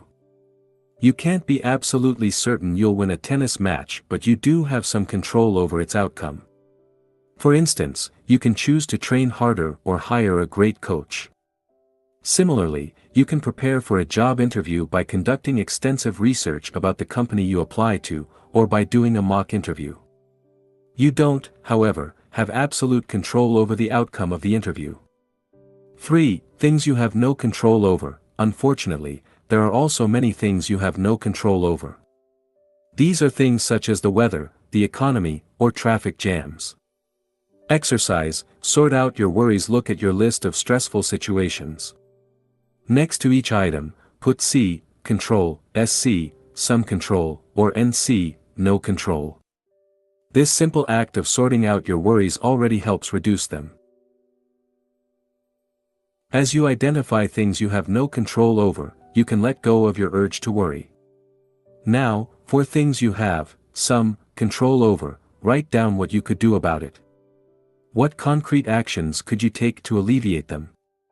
For things you have no control over, can you let go of your need to control them and, instead, accept them? Taking 100% responsibility for your stress and worries. What if you had more control over your worries than you believe? Look at the situations you have no control over and ask yourself, if I had control over them, what would I do? What would it look like? And how could I prevent them from happening? Often, you'll realize you have some control over these situations. This can be by changing, reframing, or eliminating them from your life. Let's say you identified traffic jams as something you have no control over. This sounds reasonable. Once you're caught in the traffic jam, you can't do much about it. But, could you do things differently? For instance, could you leave home earlier or take a different route? What about reframing the situation? Instead of escaping the situation mentally, you could choose to be fully present by making traffic jams a productive part of your day. You could then make the most of it by listening to audiobooks. Imagine how much you could learn if you listened to audiobooks every working day for an entire year. Go over your list and look for things you have no control over. Write down what you could do to change, reframe, or eliminate these events. Action step. Refer to the exercises in the corresponding section of the workbook, Section 4. How to use your emotions to grow, stress/worry. 23. Caring what people think of you. How on earth can another's thought about you harm you? It is your thought about his thought that harms. Change your thought. Vernon Howard, The Power of Your Supermind. Are you overly self-conscious? In this section, I'll explain why you care so much what people think of you and what you can do to alleviate the situation. You are the most important person in the world. First, realize you are the most important person in the world. If you don't believe me, remember the last time you felt intense pain. Perhaps it was toothache or surgery, or maybe, you broke your leg in an accident. What were you thinking back then? Were you concerned about the famine in Africa? Did you worry about innocent people being killed in wars in the Middle East? No. The only thing you wanted is for the pain to go away. This is because you are the most important person in the world. Since you must live with yourself 24/7, it is normal to be concerned about your own mental and physical well-being. You have to realize the same goes for every other human on the planet. For me, you're not the most important person in the world, I am. And, from their perspective, so are your close friends, family members, and colleagues. Because you live with yourself 24/7, you incorrectly assume, often unconsciously, people think about you significantly more often than they actually do. In fact, for the most part, people do not care about you. While it may sound depressing, it's actually liberating. It means you don't have to worry so much what people think of you. As the famous saying goes, when you're 20, you care what everyone thinks, when you're 40, you stop caring what everyone thinks, and when you're 60, you realize no one was ever thinking about you in the first place. While you keep track of all your mistakes and awkward moments, nobody else does. People are simply too busy worrying about themselves. In short, people don't keep track of your past failures, read everything you post on social media, remember your awkward moments, think of you very often, or care about you as much as you care about yourself. Not everybody will love you. You care what other people think of you because you want them to approve of you. You assume the best way to do that is to avoid making waves. As a result, you may spend your whole life trying to be the perfect person, hoping to be loved. However, it usually doesn't work. No matter how great you are, some people won't like you. You may try to fix the image people have of you, but that won't work either. People will still see you the way they want to, because of their own values and beliefs. Thus, if you base your self-worth on what people think of you, you'll always be at the mercy of the approval of others. What will happen if they suddenly disapprove of you? Unfortunately, no amount of external approval will compensate for a lack of self-approval. By trying so hard to be loved by everybody, you risk living a dull life in which you're unable to express your personality. You'll end up mimicking your friends, pleasing everybody around you, but forgetting to please the most important person in the world, you. What people think of you is none of your business. You're not responsible for people's thoughts. In fact, what people think of you is none of your business. Your job is to express your personality the best way you can while having the purest intent possible. In short, your responsibility is to do your best to be your true self.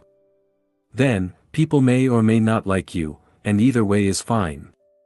Remember, the most influential people such as presidents and statesmen and women are often hated by millions. Therefore, don't make it your personal mission to change people's image of you. People are entitled to their beliefs and values, and they have the right to dislike you. They are free to interpret your actions and behaviors through their own filter. Part of your personal growth is to accept you don't have to be liked by everybody, and finally, you can be yourself. How to use this emotion to grow? Being overly self-conscious means, 1. You have a distorted view of the way people perceive you, and 2. You are attached to a self-image you want to protect. To stop being so self-conscious, you must address these 2 points. 1. Change your interpretation of the way people perceive you to care less about what people think of you. It is essential for you to redefine your relationships with other people. This entails realizing that, in general, people don't care about you, and you don't care about people. Exercise 1. Realizing people don't care. This exercise will help you understand at a deep level, most people are not really concerned about you. Choose one person you know. It might be a friend, an acquaintance, or a colleague.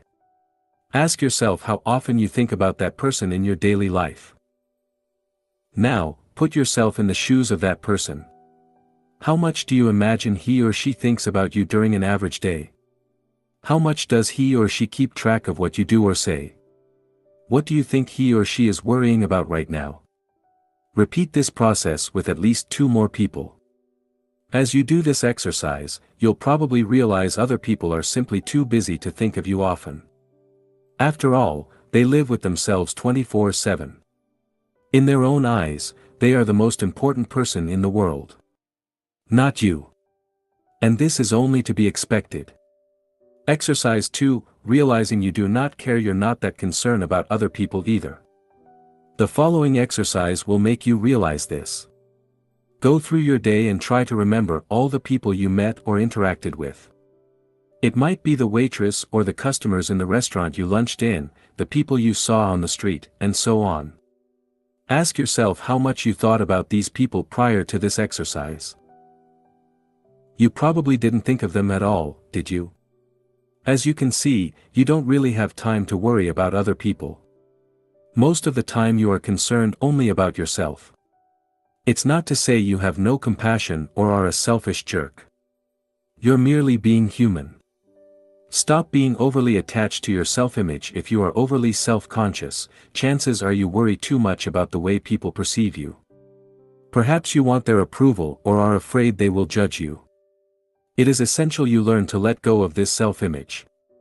Exercise, letting go of your self-image. Write down all the things you're afraid to be judged on, maybe you worry about your look, or you're afraid of saying something silly. Write down why you care. What is the issue here? What image are you trying to protect? Do people believe you're smart and you're afraid you can't live up to this image? Are you afraid of being rejected as a result of saying something wrong? This exercise will bring awareness to the things you're worrying about and will help you address them. In addition, don't forget to complete the exercises mentioned in the section, letting go of your emotions. Finally, remember people will always interpret your words and actions based on their values and beliefs. Therefore, to let your personality shine, you have no choice but to allow them to see you whatever way they wish to. Action step.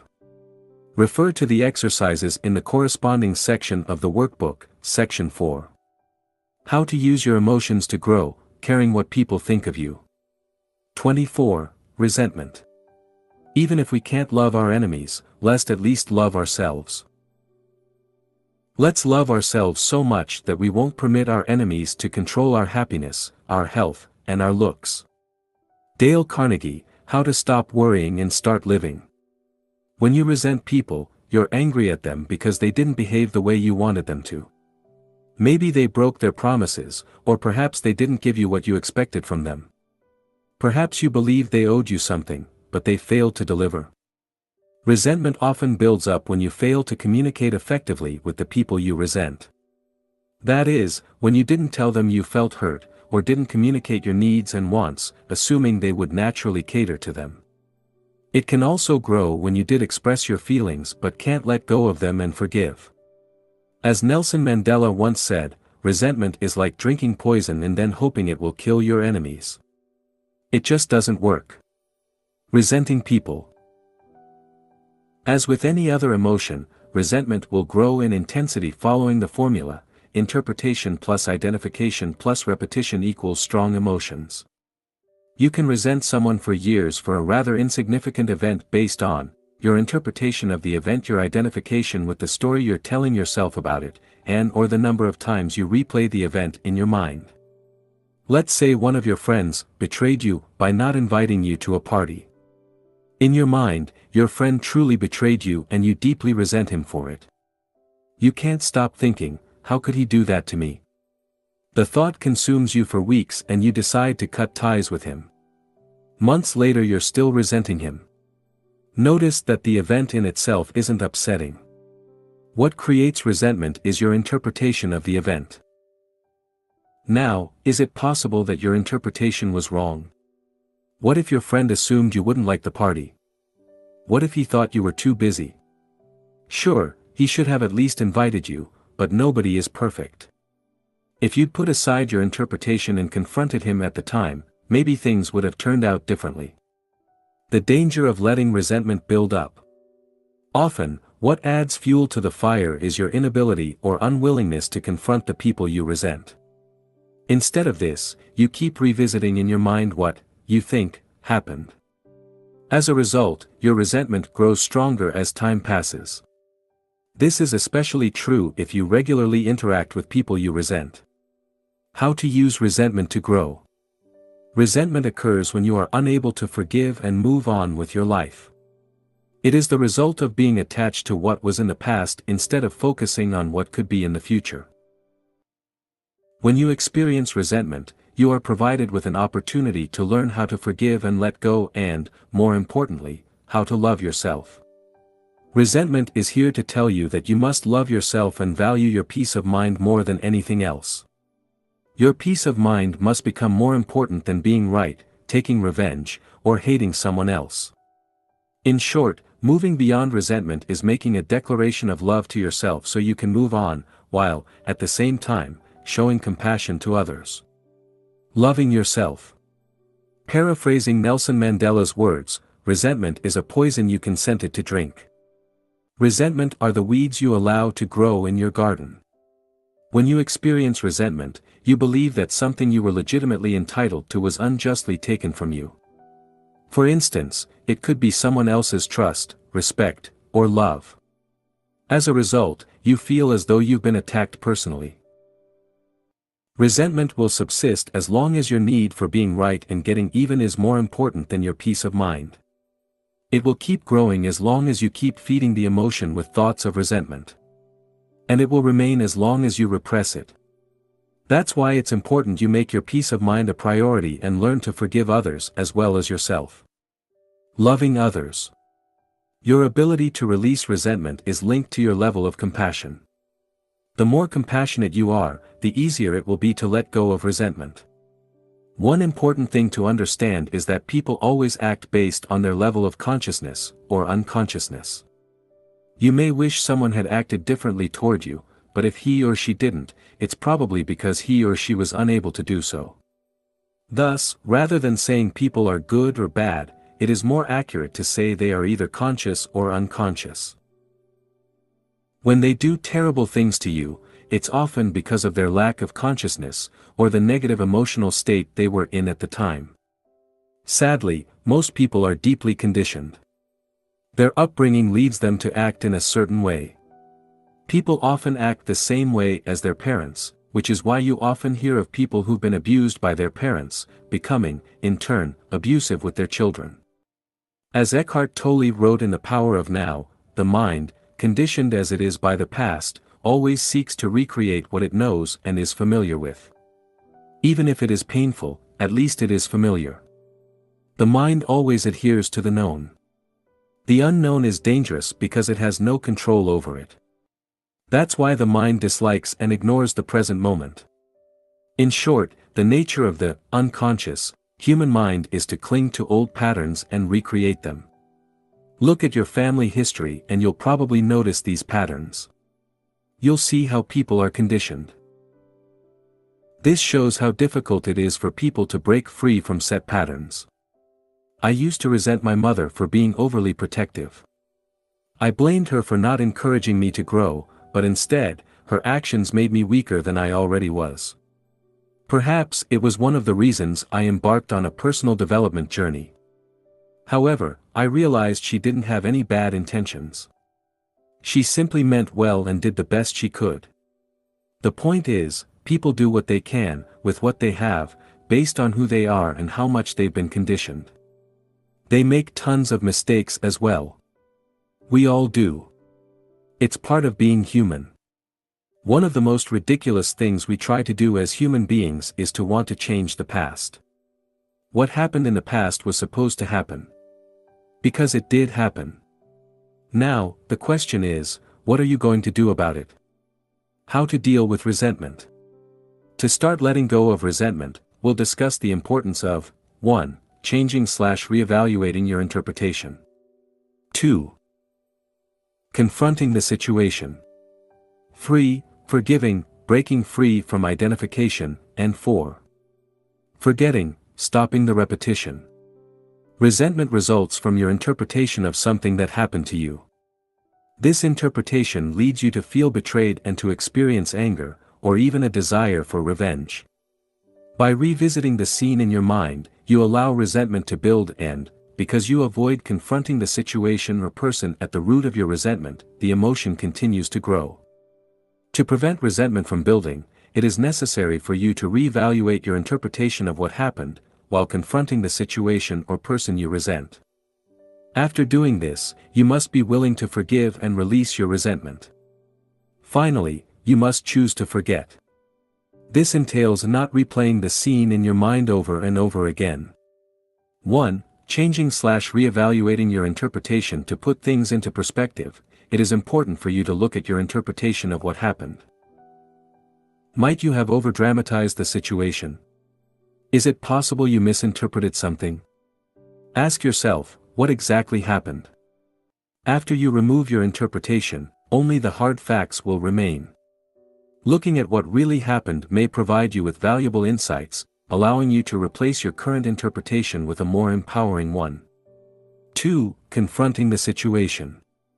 If your resentment is directed toward people, perhaps you need to have an honest discussion with them and share how you feel. Often, resentment builds up when you don't share your feelings with the person you resent. This is often due to fear of appearing vulnerable, fear of hurting the other person, or fear of negatively impacting your relationship with that person. If you can't talk to that person directly, an alternative is to write a letter. Even if you don't send it, the simple act of writing the letter may help you release some of your resentment. 3. Forgiving. Now you've found a channel to express yourself, you can start to forgive. You've looked at the hard facts and re-evaluated your interpretation. If needed, you had an honest discussion with the person you resent. You did what you had to do, and can now let go. Think of the negative consequences created by resentment.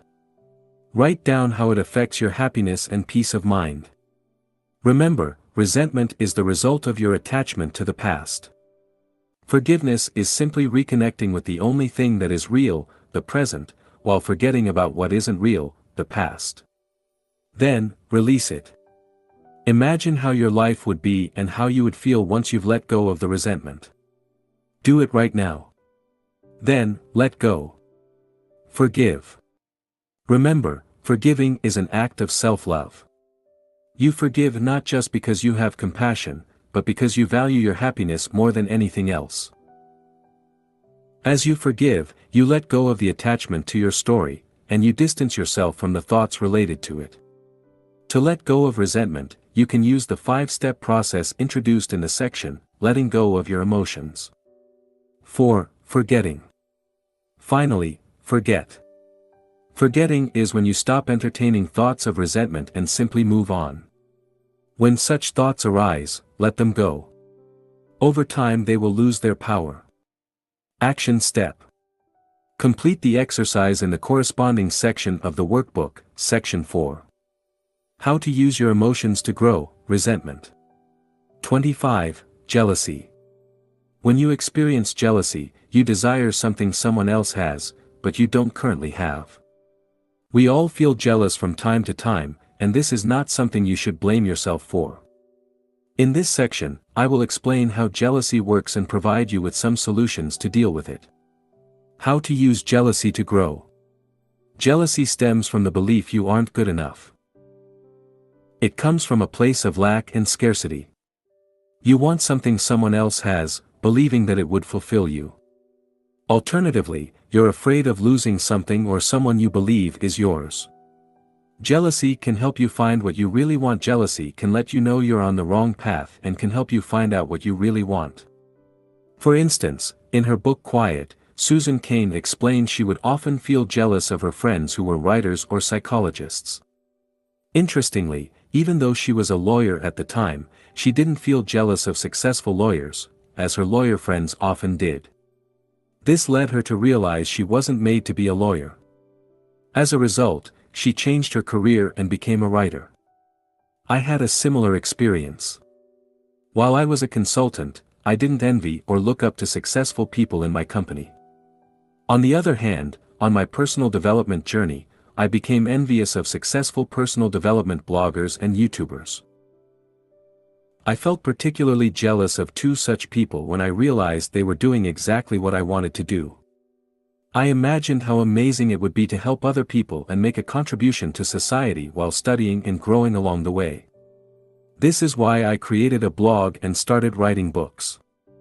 As you can see, jealousy, when properly used, can be beneficial.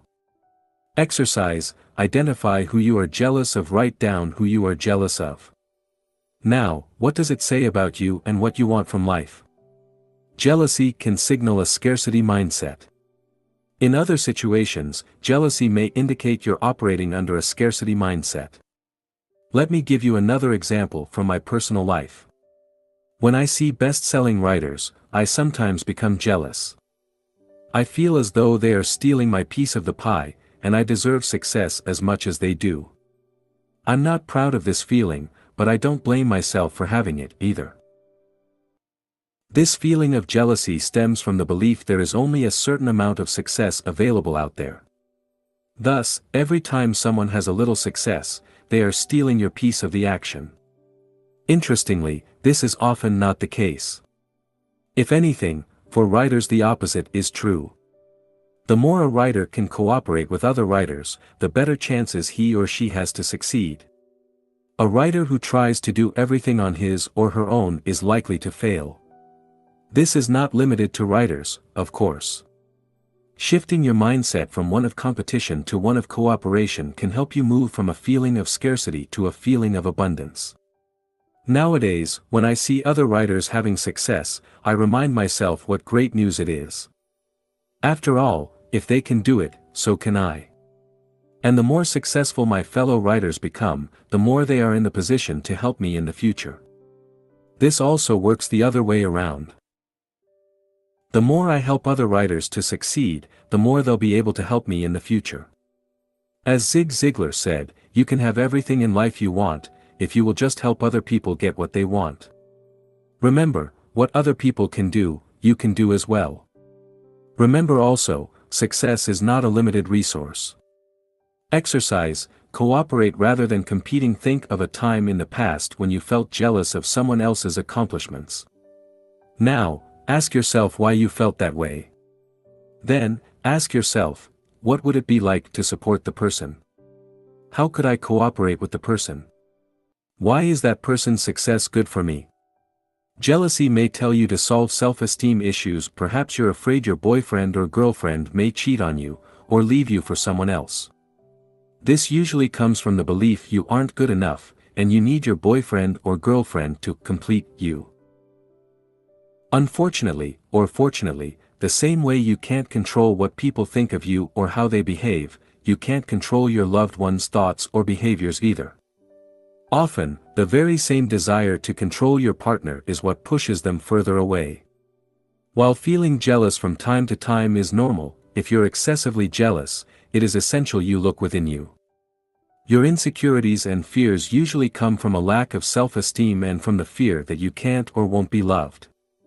Jealousy may lead to some of the following behaviors: trying to control your partner. You may check your partner's phone or emails or prevent them from going out to see their friends.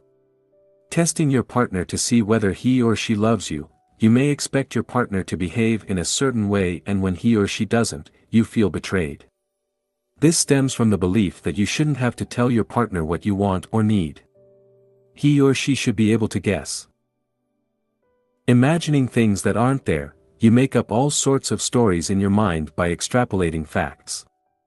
I invite you to refer to the section, Not Being Good Enough, to discover how to develop a healthier self-esteem. Jealousy may signal you to stop comparing yourself with others. One kind of lingering discontent, shared by millions, is the notion that others are happier than they are. I assure you, they are not. If you could only see the secret sorrows of those whose smiles and activities seem to indicate happiness. If you could only see how fervently they wish to be somewhere else, doing something different, being someone other than who they are. Vernon Howard, The Power of Your Supermind. Jealousy often results from comparison with others. It is important to realize this type of comparison is generally as counterproductive as it is biased. Indeed, you seldom compare apples to apples. You look at some of your friends' successes, but you fail to realize this is only part of the picture. While they may seem happy and successful on the surface, it is quite possible they are unhappy or even depressed. The point is, rather than assuming your friends are happier than you are, it is better to assume that you are as happy as they are. Also, guard against looking only at areas in which your friends seem to have it better than you. Perhaps, you focus on the fact they're making more money than you, or have a partner while you are single. Or perhaps you envy them for some of their natural strengths and abilities. The problem here is you fail to make an apple-to-apple comparison. You dismiss your own strengths or qualities which make you feel as though you're not as good as they are. Even worse, you may often compare yourself with several other people. You look at areas in which they are successful and then you look at your own life to see how well you compare. Of course, not very well. How could you compete with the combined strengths of several people? Can you see how biased and unrealistic this type of comparison is? Yet, this is what many of us do, albeit unconsciously. The bottom line is, if you feel jealous, it may be because you engage in this type of unfair comparison. Instead, why not compare your today's self with your yesterday's self? After all, the only thing you can do is to try to be better than you were yesterday, last month, or last year. Because we all start with different circumstances, skills and personalities, there is no such thing as a fair comparison. Exercise: compare apples to apples. This exercise will help you compare yourself to others more fairly. Select someone you often compare yourself with. Write down all the things you're doing better than that person. Action step: refer to the exercises in the corresponding section of the workbook, Section 4. How to use your emotions to grow: jealousy. 26. Depression. The hardest thing about depression is that it is addictive. It begins to feel uncomfortable not to be depressed. You feel guilty for feeling happy. Pete Wentz, musician. Non-clinical depression occurs when you're not where you want to be in life, you have lost any hope to ever be, and can't accept it. This might happen after a tragic event in your life or more progressively as some aspects of your life slowly fall apart. Depression results from feeling hopeless in one or several areas of your life. Here are some examples: you lost your job and have no hope of finding a new one to match your expectations. You're sick and have no hope to recover as well as you would like to. You are divorced from your partner and can only see your kids once in a while. You have little hope of finding a suitable partner. You're in so much debt that it seems as though you'll never get out of it. You suffered a bereavement.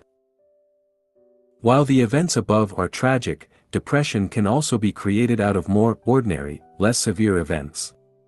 For instance, some people may spend so much time dwelling on the past or worrying about the future they eventually become depressed. This may happen even though no significant events have occurred in their lives. It is essential to remind yourself that depression, like other emotional states, is neither good nor bad, it just is. You are not your depression. You existed before it, you exist during it, and, all things being equal, you will exist after it. Depression is an active process. While it may seem as though depression is happening to you, it is, in fact, created by the negative thoughts you identified with. Thus, you do have some responsibility in creating your depression. Does it mean you should feel guilty or beat yourself up for being depressed? Of course, not. Never. In fact, you should never beat yourself up for any of the emotions you feel. That would be pointless. What it means, however, is that, because you've played a part in creating your current emotional state, you also have the power to get out of it. And that's great news, right? Remember Dr. David K. Reynolds' first-hand experience with depression? He wrote the following: depression can be created by sitting slouched in a chair, shoulders hunched, head hanging down. Repeat these words over and over: there's nothing anybody can do. No one can help. It's hopeless. I'm helpless. I give up. Shake your head, sigh, cry. In general, act depressed and the genuine feeling will follow in time. David K. Reynolds, Constructive Living. David K. Reynolds' depression was entirely self-created. It was an active process that involved adopting a certain body language, repeating certain words, and having certain thoughts. He had to act in a certain way to become depressed. The good news is that because you have the power to create depression, you also have the power to climb out of it. However, in a negative state such as depression, ignoring negative thoughts and replacing them with more positive ones can be extremely challenging. Even if you try to think positive thoughts of gratitude, joy, or happiness, at first, they will seem to have no power. But you may experience other negative emotions such as anger, for instance. You may ignore your anger at first. Your friends may even encourage you to do so. They would rather see you quiet and depressed than angry. However, sometimes anger may help you move up the emotional ladder and overcome depression. Keep in mind, any emotions other than depression can help, and learn to embrace whatever emotional state seems to give you more energy, and therefore provide more power to move up the emotional ladder. David K. Reynolds also suggests that feelings fluctuate over time even with depressed people. He wrote, "In the deepest depression there are ripples and waves of somewhat lighter moods. You can use moments when you feel slightly better to take whatever action may be beneficial to you at that time. How to use depression to grow. Depression is a sign you've lost touch with reality. Have you noticed that human beings are one of the few species on Earth that have the ability to become depressed? This is because they are the only ones who can get lost in their mind and become enslaved by negative thoughts and disempowering stories. Depression is a sign that you need to move away from your mind, by letting go of your worries about the past/future or your interpretation of the present situation, and reconnect to the present moment.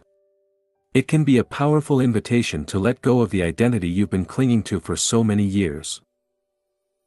This identity is what led you to believe you should be doing certain things, making a certain amount of money, adopting a certain lifestyle, or developing a certain social status. Depression invites you to reconnect with your body and emotions while getting out of your head. After all, didn't your mind create the depression in the first place? Some people who experience severe grief, sadness, or depression like to keep themselves busy to avoid thinking. When depressed, more thinking is seldom the solution. You rarely see people getting out of depression by using their mind. Therefore, instead of thinking, you want to reconnect with your body. Exercising is a great way to do this and has been shown to be effective in improving your mood. For additional information, refer to the section, The Benefits of Exercising. In some rare cases, severe depression can lead people to separate from their mind. When this happens, their story suddenly drops. Apparently, this is what happened to Eckhart Tolle, as he recalls in his book, The Power of Now. He had a sudden awakening and his mind stopped. Here is what he wrote about his experience. This withdrawal must have been so complete that this false, suffering self immediately collapsed, just as if a plug had been pulled out of an inflatable toy. Eckhart Tolle. In summary, depression tells you to let go of your ego and reconnect with reality.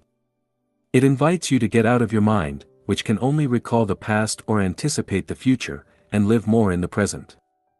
Severe depression may require the help of a professional, but for milder depression here are some mediating strategies. Exercise, reconnect with your body and your emotions to overcome depression. It is essential for you to escape your mind. It's easier to feel your way out of depression than to think your way out of it. I would venture to say that most people spend over 90% of their lives in their mind. They have only rare moments of lucidity when they are fully aware and present.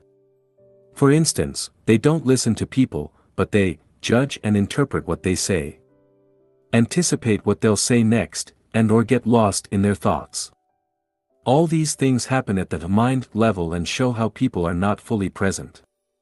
Because they either live in the past or in the future, i.e. in their mind, they experience a number of negative emotions. Below are some of the things you can do to reconnect with your body and your emotions. Exercise. As previously discussed, exercising is a great way to calm your mind and connect with your body, and it has a positive effect on your mood. Meditate. Meditation is an effective way to observe your mind and stop identifying with your thoughts so heavily. Meditation is simply a tool to help you reconnect with reality by observing thoughts, emotions, and sensations instead of getting lost in your mind. Activity. Getting busy allows you to avoid excessive thinking. Instead of feeding your depression with constant negative thoughts, concentrate your attention on something else. Focus on others. As mentioned in Dale Carnegie's book, How to Stop Worrying and Start Living, Alfred Adler used to say to his melancholia patients, "You can be cured in 14 days if you follow this prescription. Try to think every day how you can please someone." Whether or not it is accurate, focusing on others can certainly help you forget about your own issues and focus on something more positive. Unfortunately, when you feel depressed you won't want to do any of these things. However, as you start moving and start keeping yourself busy, your situation will gradually improve, and it will become easier and easier.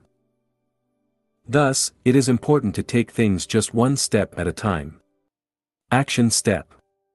Refer to the exercises in the corresponding section of the workbook, Section 4. How to use your emotions to grow, depression. 27. Fear/discomfort. Life always begins with one step outside of your comfort zone. Shannon L. Alder, inspirational author.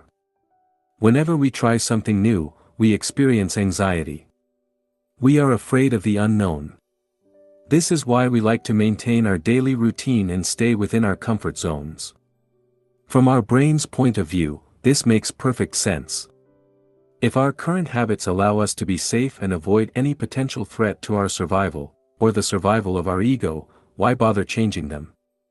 This explains why we often keep the same routine, or have the same thoughts over and over.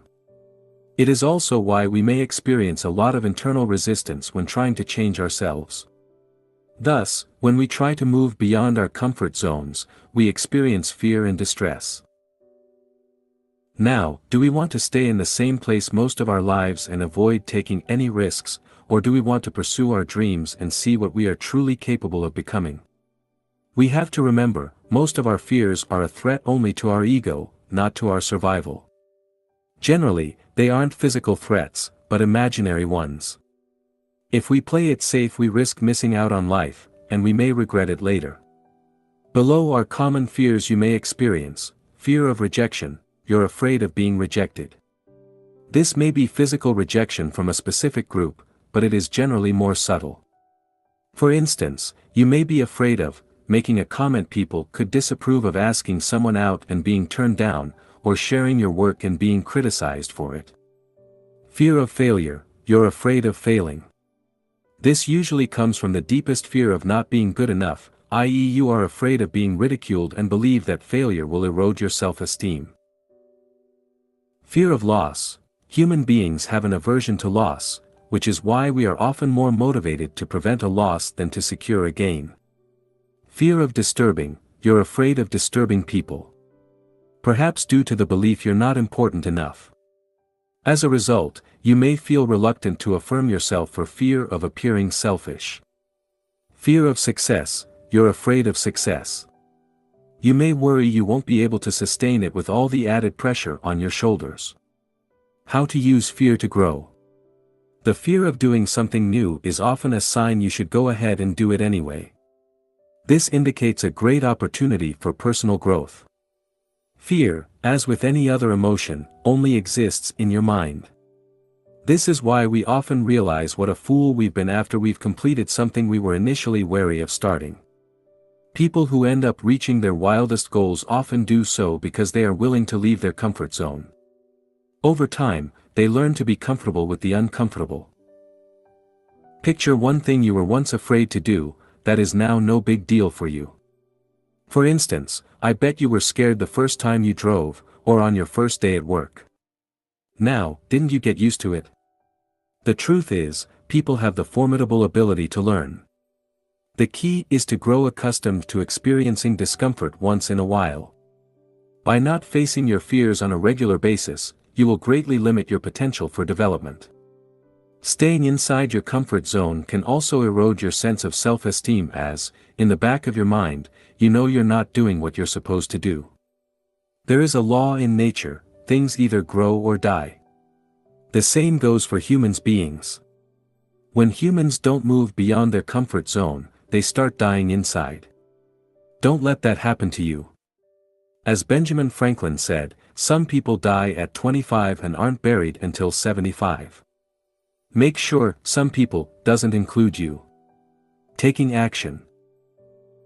The first step to move out of your comfort zone is to realize even the most successful people on earth feel fear. Courage is not the absence of fear, it is taking action despite the fear. Courage is realizing fear is not going to go away and doing what you want to do anyway. Without fear, there is no courage.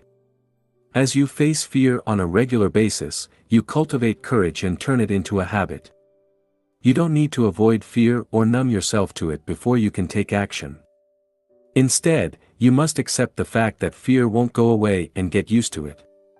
Then, you must decide to take action. Exercise, move out of your comfort zone. To start moving out of your comfort zone, you can ask yourself, what is the one thing I should be doing, but fear has made me procrastinate over? Once you do that one thing, you'll likely experience a sense of pride and of being alive. This is a sign you're on the right track. See it as the reward your brain gives you for moving beyond your comfort zone. Action step. Refer to the exercises in the corresponding section of the workbook, Action 4. How to use your emotions to grow, fear/discomfort. 28. Procrastination. Only put off until tomorrow what you are willing to die having left undone. Pablo Picasso. Procrastination is largely an emotional issue. While there are effective techniques to deal with procrastination, for the most part, learning to manage your emotions properly is the key to overcoming your tendency towards delayed action. Why you procrastinate. There are different reasons why people procrastinate. Below are some of them. The task is boring, the task is seen as unimportant, the task is too challenging, or perceived as such, you're afraid you'll do a poor job, or you are habitually lazy. Imagine if the task was lots of fun, perceived as important, and so easy you couldn't fail, would you procrastinate? I believe fear is the main reason people procrastinate. Afraid they'll do a poor job, people would rather put off a task.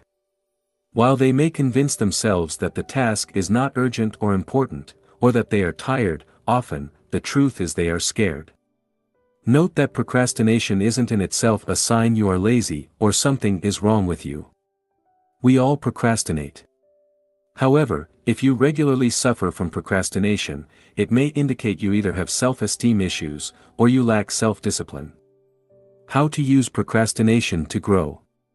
Procrastination might suggest you believe too much in what your mind is telling you. Instead of being the master of your mind, you've become its slave. This comes at the cost of not living the life you want, not accomplishing your dreams, and experiencing low self-esteem, guilt, and unhappiness. Remember, when your mind tells you, you're tired. Let's rest, or let's do it tomorrow, it's not an order. You don't have to follow it. You aren't your emotions. Neither are you your mind. No matter what thought may cross your mind, you can choose to either accept it, or ignore it. Now I would like to share a 16-step process to overcome procrastination. Don't worry, it's not as complicated as it might first appear. How to crush procrastination in 16 simple steps. 1. Understand what's hidden behind procrastination. The first step is to understand why you procrastinate. As we've discussed previously, there are specific reasons behind procrastination. Usually, it has to do with fear, and the mind tells you the best way to avoid fear is simply to do nothing. In other words, to procrastinate. Another reason you procrastinate is because the task is difficult. You want to avoid pain as much as possible and maximize pleasure. This is how your brain works. You may also procrastinate because you lack motivation. This happens when the task you work on isn't part of a bigger vision that excites you. If you lack motivation, ask yourself why. Then, consider the following solutions: delegate the task, eliminate the task, reframe the way you perceive the task to make it part of a bigger, and more exciting, vision, restructure the task so that it becomes easier, or just get started. See Step 13. Spend time identifying all the reasons behind your procrastination. Be honest with yourself. 2. Remind yourself of the cost of procrastination. Procrastination is not a minor issue and comes with severe consequences. The direct consequence of procrastination is that you'll achieve far less than you could during your time spent on Earth. The indirect consequence of procrastination is that you may feel bad about yourself.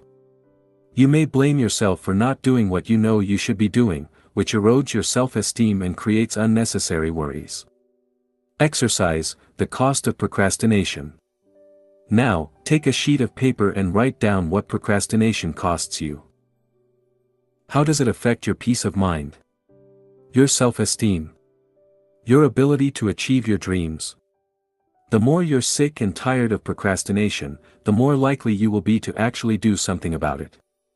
3. Uncover your story. The third step to overcome procrastination is to identify the story behind it. What are you telling yourself when you feel the urge to procrastinate? What thoughts cross your mind? What excuses do you use? Some common excuses are, I'm too tired, I'll do it tomorrow, I'll do a poor job, and or it's not really important. Let's address some of these excuses right away. I'm too tired. While that may be true, you must realize you're not your mind. You don't need to listen to your mind. Navy SEAL, David Goggins, uses the 40% rule. This rule states that, even when you think you can't take it anymore, you're using only 40% of your brain's capacity. The bottom line is you have great reserves of energy you can tap into when you feel tired. Therefore, working 2 hours on your side business after work isn't going to kill you. I'll do a poor job. If you schedule a task for today, it means you believe you can do it. Thus, the fear of doing a poor job isn't the issue here. After all, if you think you'll do a poor job today, what makes you think you'll do a better job tomorrow? You most likely won't. That's just a story you're telling yourself. I'll do it tomorrow. Doing it tomorrow might not be a big deal. However, if you can't discipline yourself to finish today's tasks, what are the chances you will design your ideal life in the future? Remember, disciplining yourself to complete the task in front of you is, ultimately, what will allow you to create your future life. Time, effort, and self-discipline are required to create anything of value in your life. It's not really important. Even if that is true, not completing a task you scheduled creates an open loop. Then, somewhere in the back of your mind you know that you still have to complete that task. If you keep putting off tasks, you'll soon start losing motivation. At some point, you may even end up feeling stuck without knowing why. Exercise, write down your excuses. Start becoming aware of all the excuses you come up with.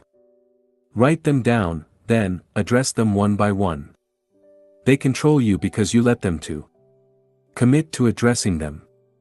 4. Rewrite your story. Look at your excuses. Are you too tired? Do you lack time? Are you trying to do everything perfectly? Now you've identified your story, create a new, more empowering story to neutralize your old excuses. See the examples below. I don't have time for that. I find and make time for whatever I'm committed to. I'm too tired. I have control over my mind and I have more energy than I imagine. When I schedule a task, I complete it. Then, create affirmations or mantras around your new story. Repeat them to yourself every morning and throughout the day until they become part of your identity. Remember, procrastination is a habit. You want to reprogram your mind and implement a new habit, the habit of working on the tasks you schedule whether you feel like it or not. For more, refer to the section, Conditioning Your Mind. 5. Clarify your why. Procrastination is often due to a lack of motivation.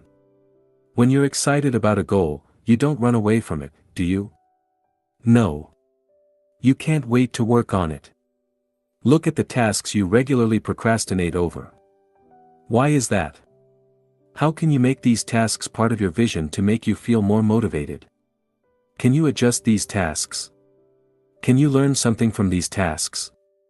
Can you envision yourself feeling proud of yourself as you complete these tasks?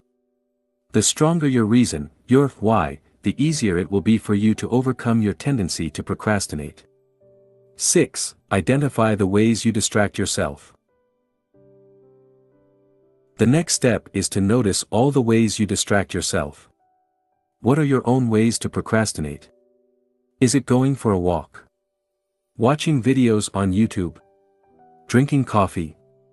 Or perhaps reading books on how to overcome procrastination? Unless you're aware of all the ways procrastination manifests in your life, you'll have a hard time overcoming it. Exercise, make a list of all the ways you procrastinate. Take a couple of minutes to write down all the way you procrastinate using the free workbook. 7. Stay with the urge. As you feel the urge, stay with the emotion. How do you feel? Allow yourself to feel the emotion. Don't judge yourself. Don't blame yourself. Just accept what is. As you do so, you'll gain more control of your mind. Refer to the chapter on letting go of your emotions for more information. 8. Record everything you do to assess your productivity and gather insights on ways you procrastinate. record everything you do in a notebook. Do it for 1 week. Each time you switch from one activity to another, write it down. Make sure you write how much time you spend on each task.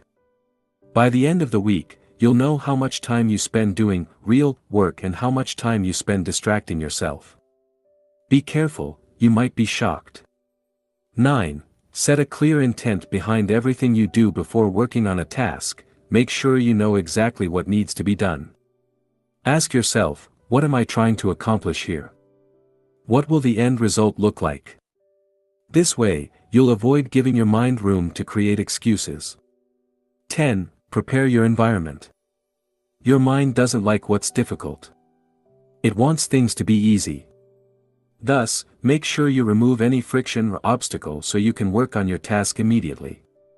For instance, if you want to run, have your running gear ready next to your bed so you can go run right after you wake up, after a full warm-up first, of course.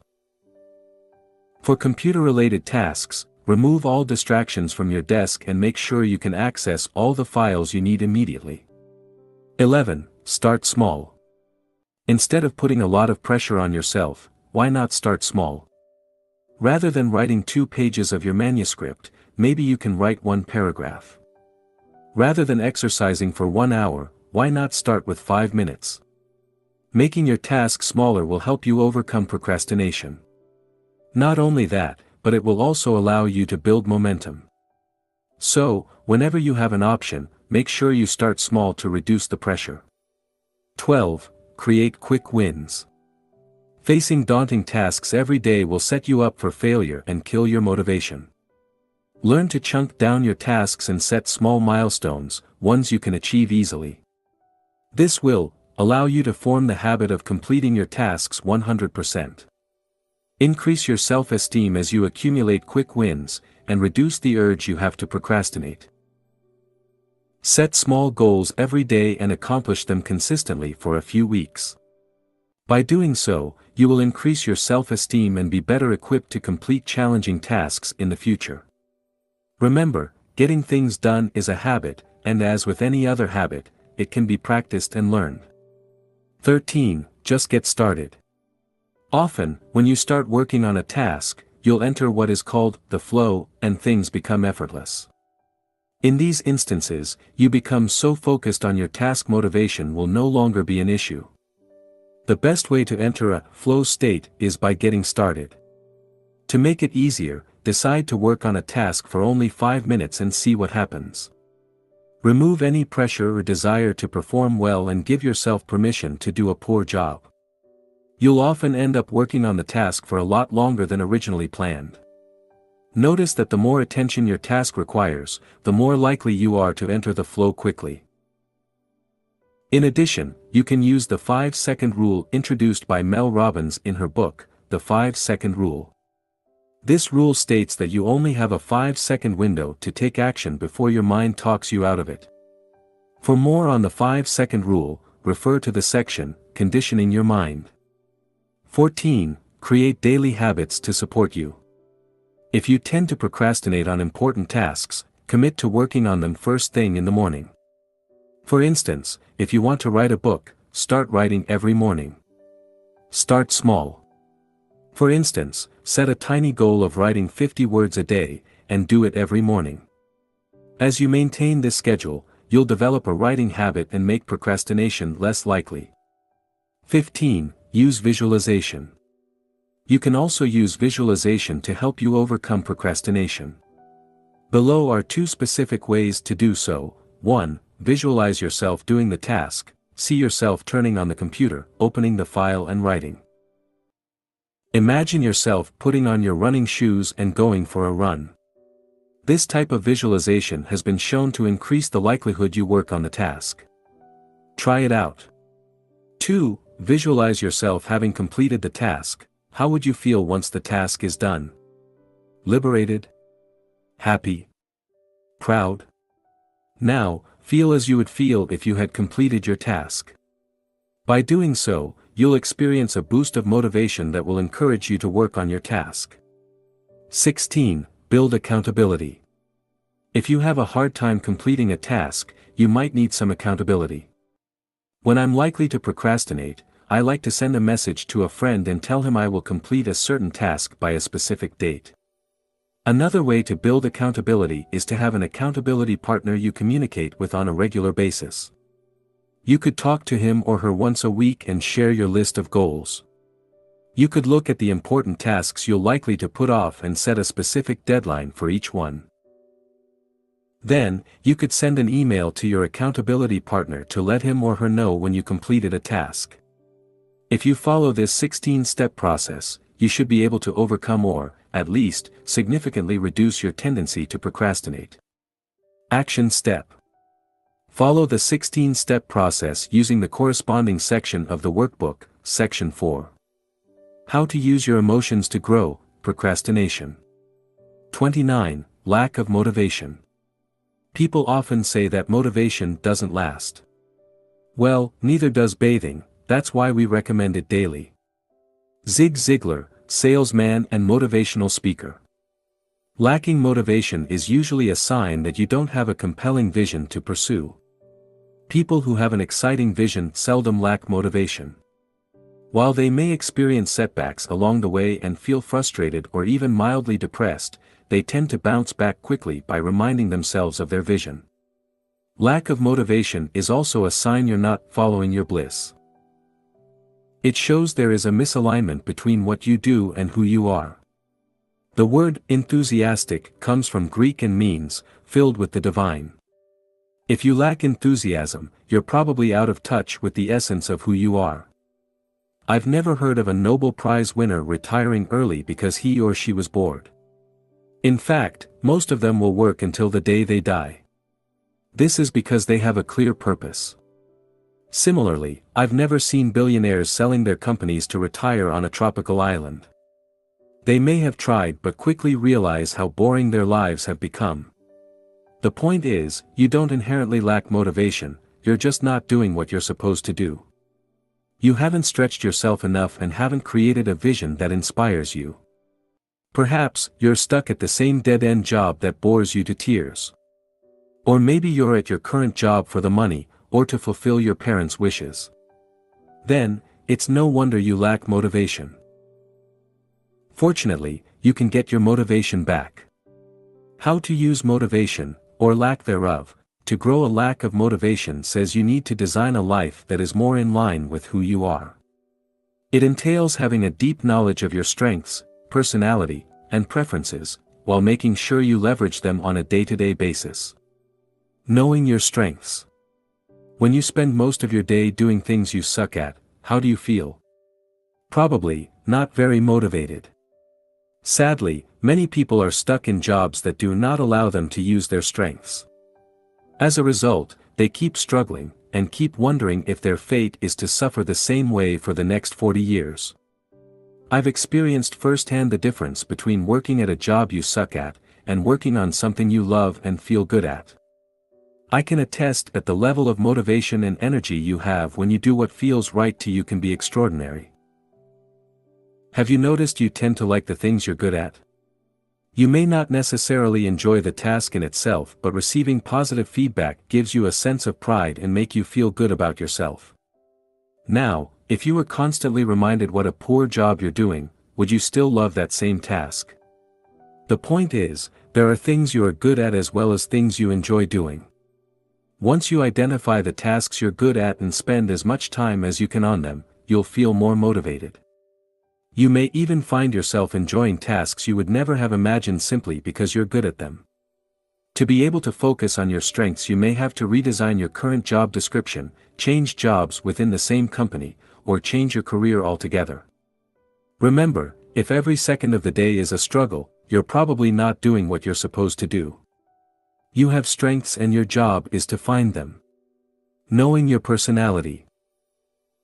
This is somewhat related to the previous point since your personality partially determines what you're good at.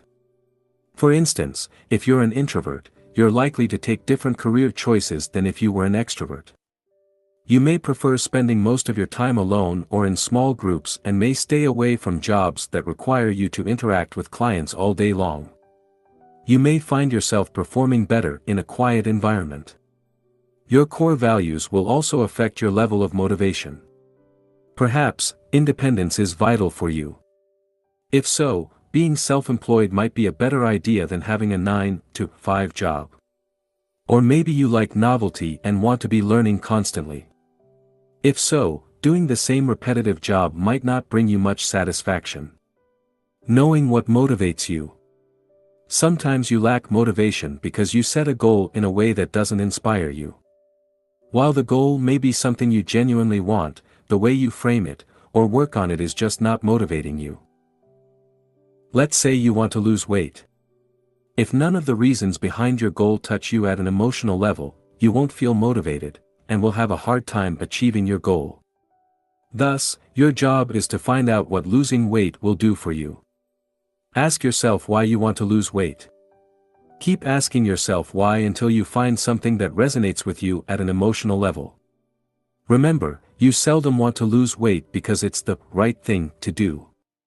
You want to lose weight because it will make you feel a certain way. This is the meaning you give to losing weight, and you must get it right if you want to succeed. Now, you can also ask yourself why you don't want to lose weight. It may help you uncover the reasons why you're struggling losing weight. If you overeat because it makes you feel good, you need to ask why is that? Is it a habit? Is it because you're stressed? Is it because of your environment? Is it a way to escape from something? Knowing why you're doing something is important. Once you have a strong why, who knows what you can accomplish? Motivation comes and goes. Here, it is worth mentioning you don't need to be motivated all the time. Motivation comes and goes. There is no need to beat yourself up when you feel uninspired. To help you take action when you lack motivation, it is important to have a system that allows you to stay on track with your goals. Build the self-discipline needed to do things and you don't feel like it, and have self-compassion and love yourself instead of blaming yourself for everything that goes wrong in your life. Putting a system in place means having a daily routine that allows you to move toward your goal. For instance, it could be working on a task for a certain amount of time first thing in the morning. Sticking to that ritual every day is one way to build self-discipline. Another way is to set small goals every day and achieve them consistently. Having self-compassion means encouraging yourself instead of beating yourself up. To learn more about how to create a morning ritual, you can refer to my book, Wake Up Call: How to Take Control of Your Morning and Transform Your Life. Feeling stuck. Sometimes, you feel stuck. You're not motivated to do anything, or you feel overwhelmed and don't necessarily know why. This often results from either having too many open loops in your life, or from procrastinating on a major task. Let's see what you can do to unstick yourself. A simple 3-step process to unstuck yourself whenever you feel stuck. Try the following 3-step process. 1. Make a list of all the tasks that need to be done. 2. Identify one task you've been putting off. 3. Complete that task. There is often one specific task you've been putting off for a while. While this may not necessarily be a difficult task, once you commit and finally complete it, you feel so good you may end up completing many more tasks. As a result, you will start building momentum and allow yourself to get unstuck. If you cannot work on that one specific task, start with a less daunting one. This will also help you build momentum. Closing open loops. If you've been putting off too many tasks or have too many unfinished projects, you can do the following. 1. Make a list of all the tasks or project you want to complete. 2. Set aside a specific time to complete them. Perhaps, just a few hours could allow you to finish many of these tasks. Or maybe you need longer. If so, take more time. 3. For bigger projects, in the next few days or weeks, focus on only one project until it is complete. 4. Reschedule, delegate or abandon some of your projects. To learn how to get your motivation back, you can refer to the second book in the Mastery series, Master Your Motivation. Action Step. Refer to the exercises in the corresponding section of the workbook. Section 4. How to use your emotions to grow: lack of motivation. Conclusion. Thank you for purchasing this book. My sincere hope is that it helped you make sense of your emotions and gave you the tools you need to start taking better control of them. Remember, the quality of your emotions determines the quality of your life. Therefore, learning how to change yourself and your environment to experience more positive emotions is essential for your well-being. Let's face it. You'll keep experiencing negative emotions throughout your life, but, hopefully, each time you'll remind yourself that your emotions are not you and will learn to accept them as they are before letting them go. You're not sad, depressed, jealous or angry, you are what witnesses these emotions. You are what remains after these temporary feelings fade away. Your emotions are here to guide you. Learn as much as you can from them, and then let them go. Don't cling to them as if your existence depends on them. It doesn't. Don't identify with them as though they define you. They don't. Instead, use your emotions to grow and remember, you are beyond emotions. How could you not be? They come and go, but you stay. Always.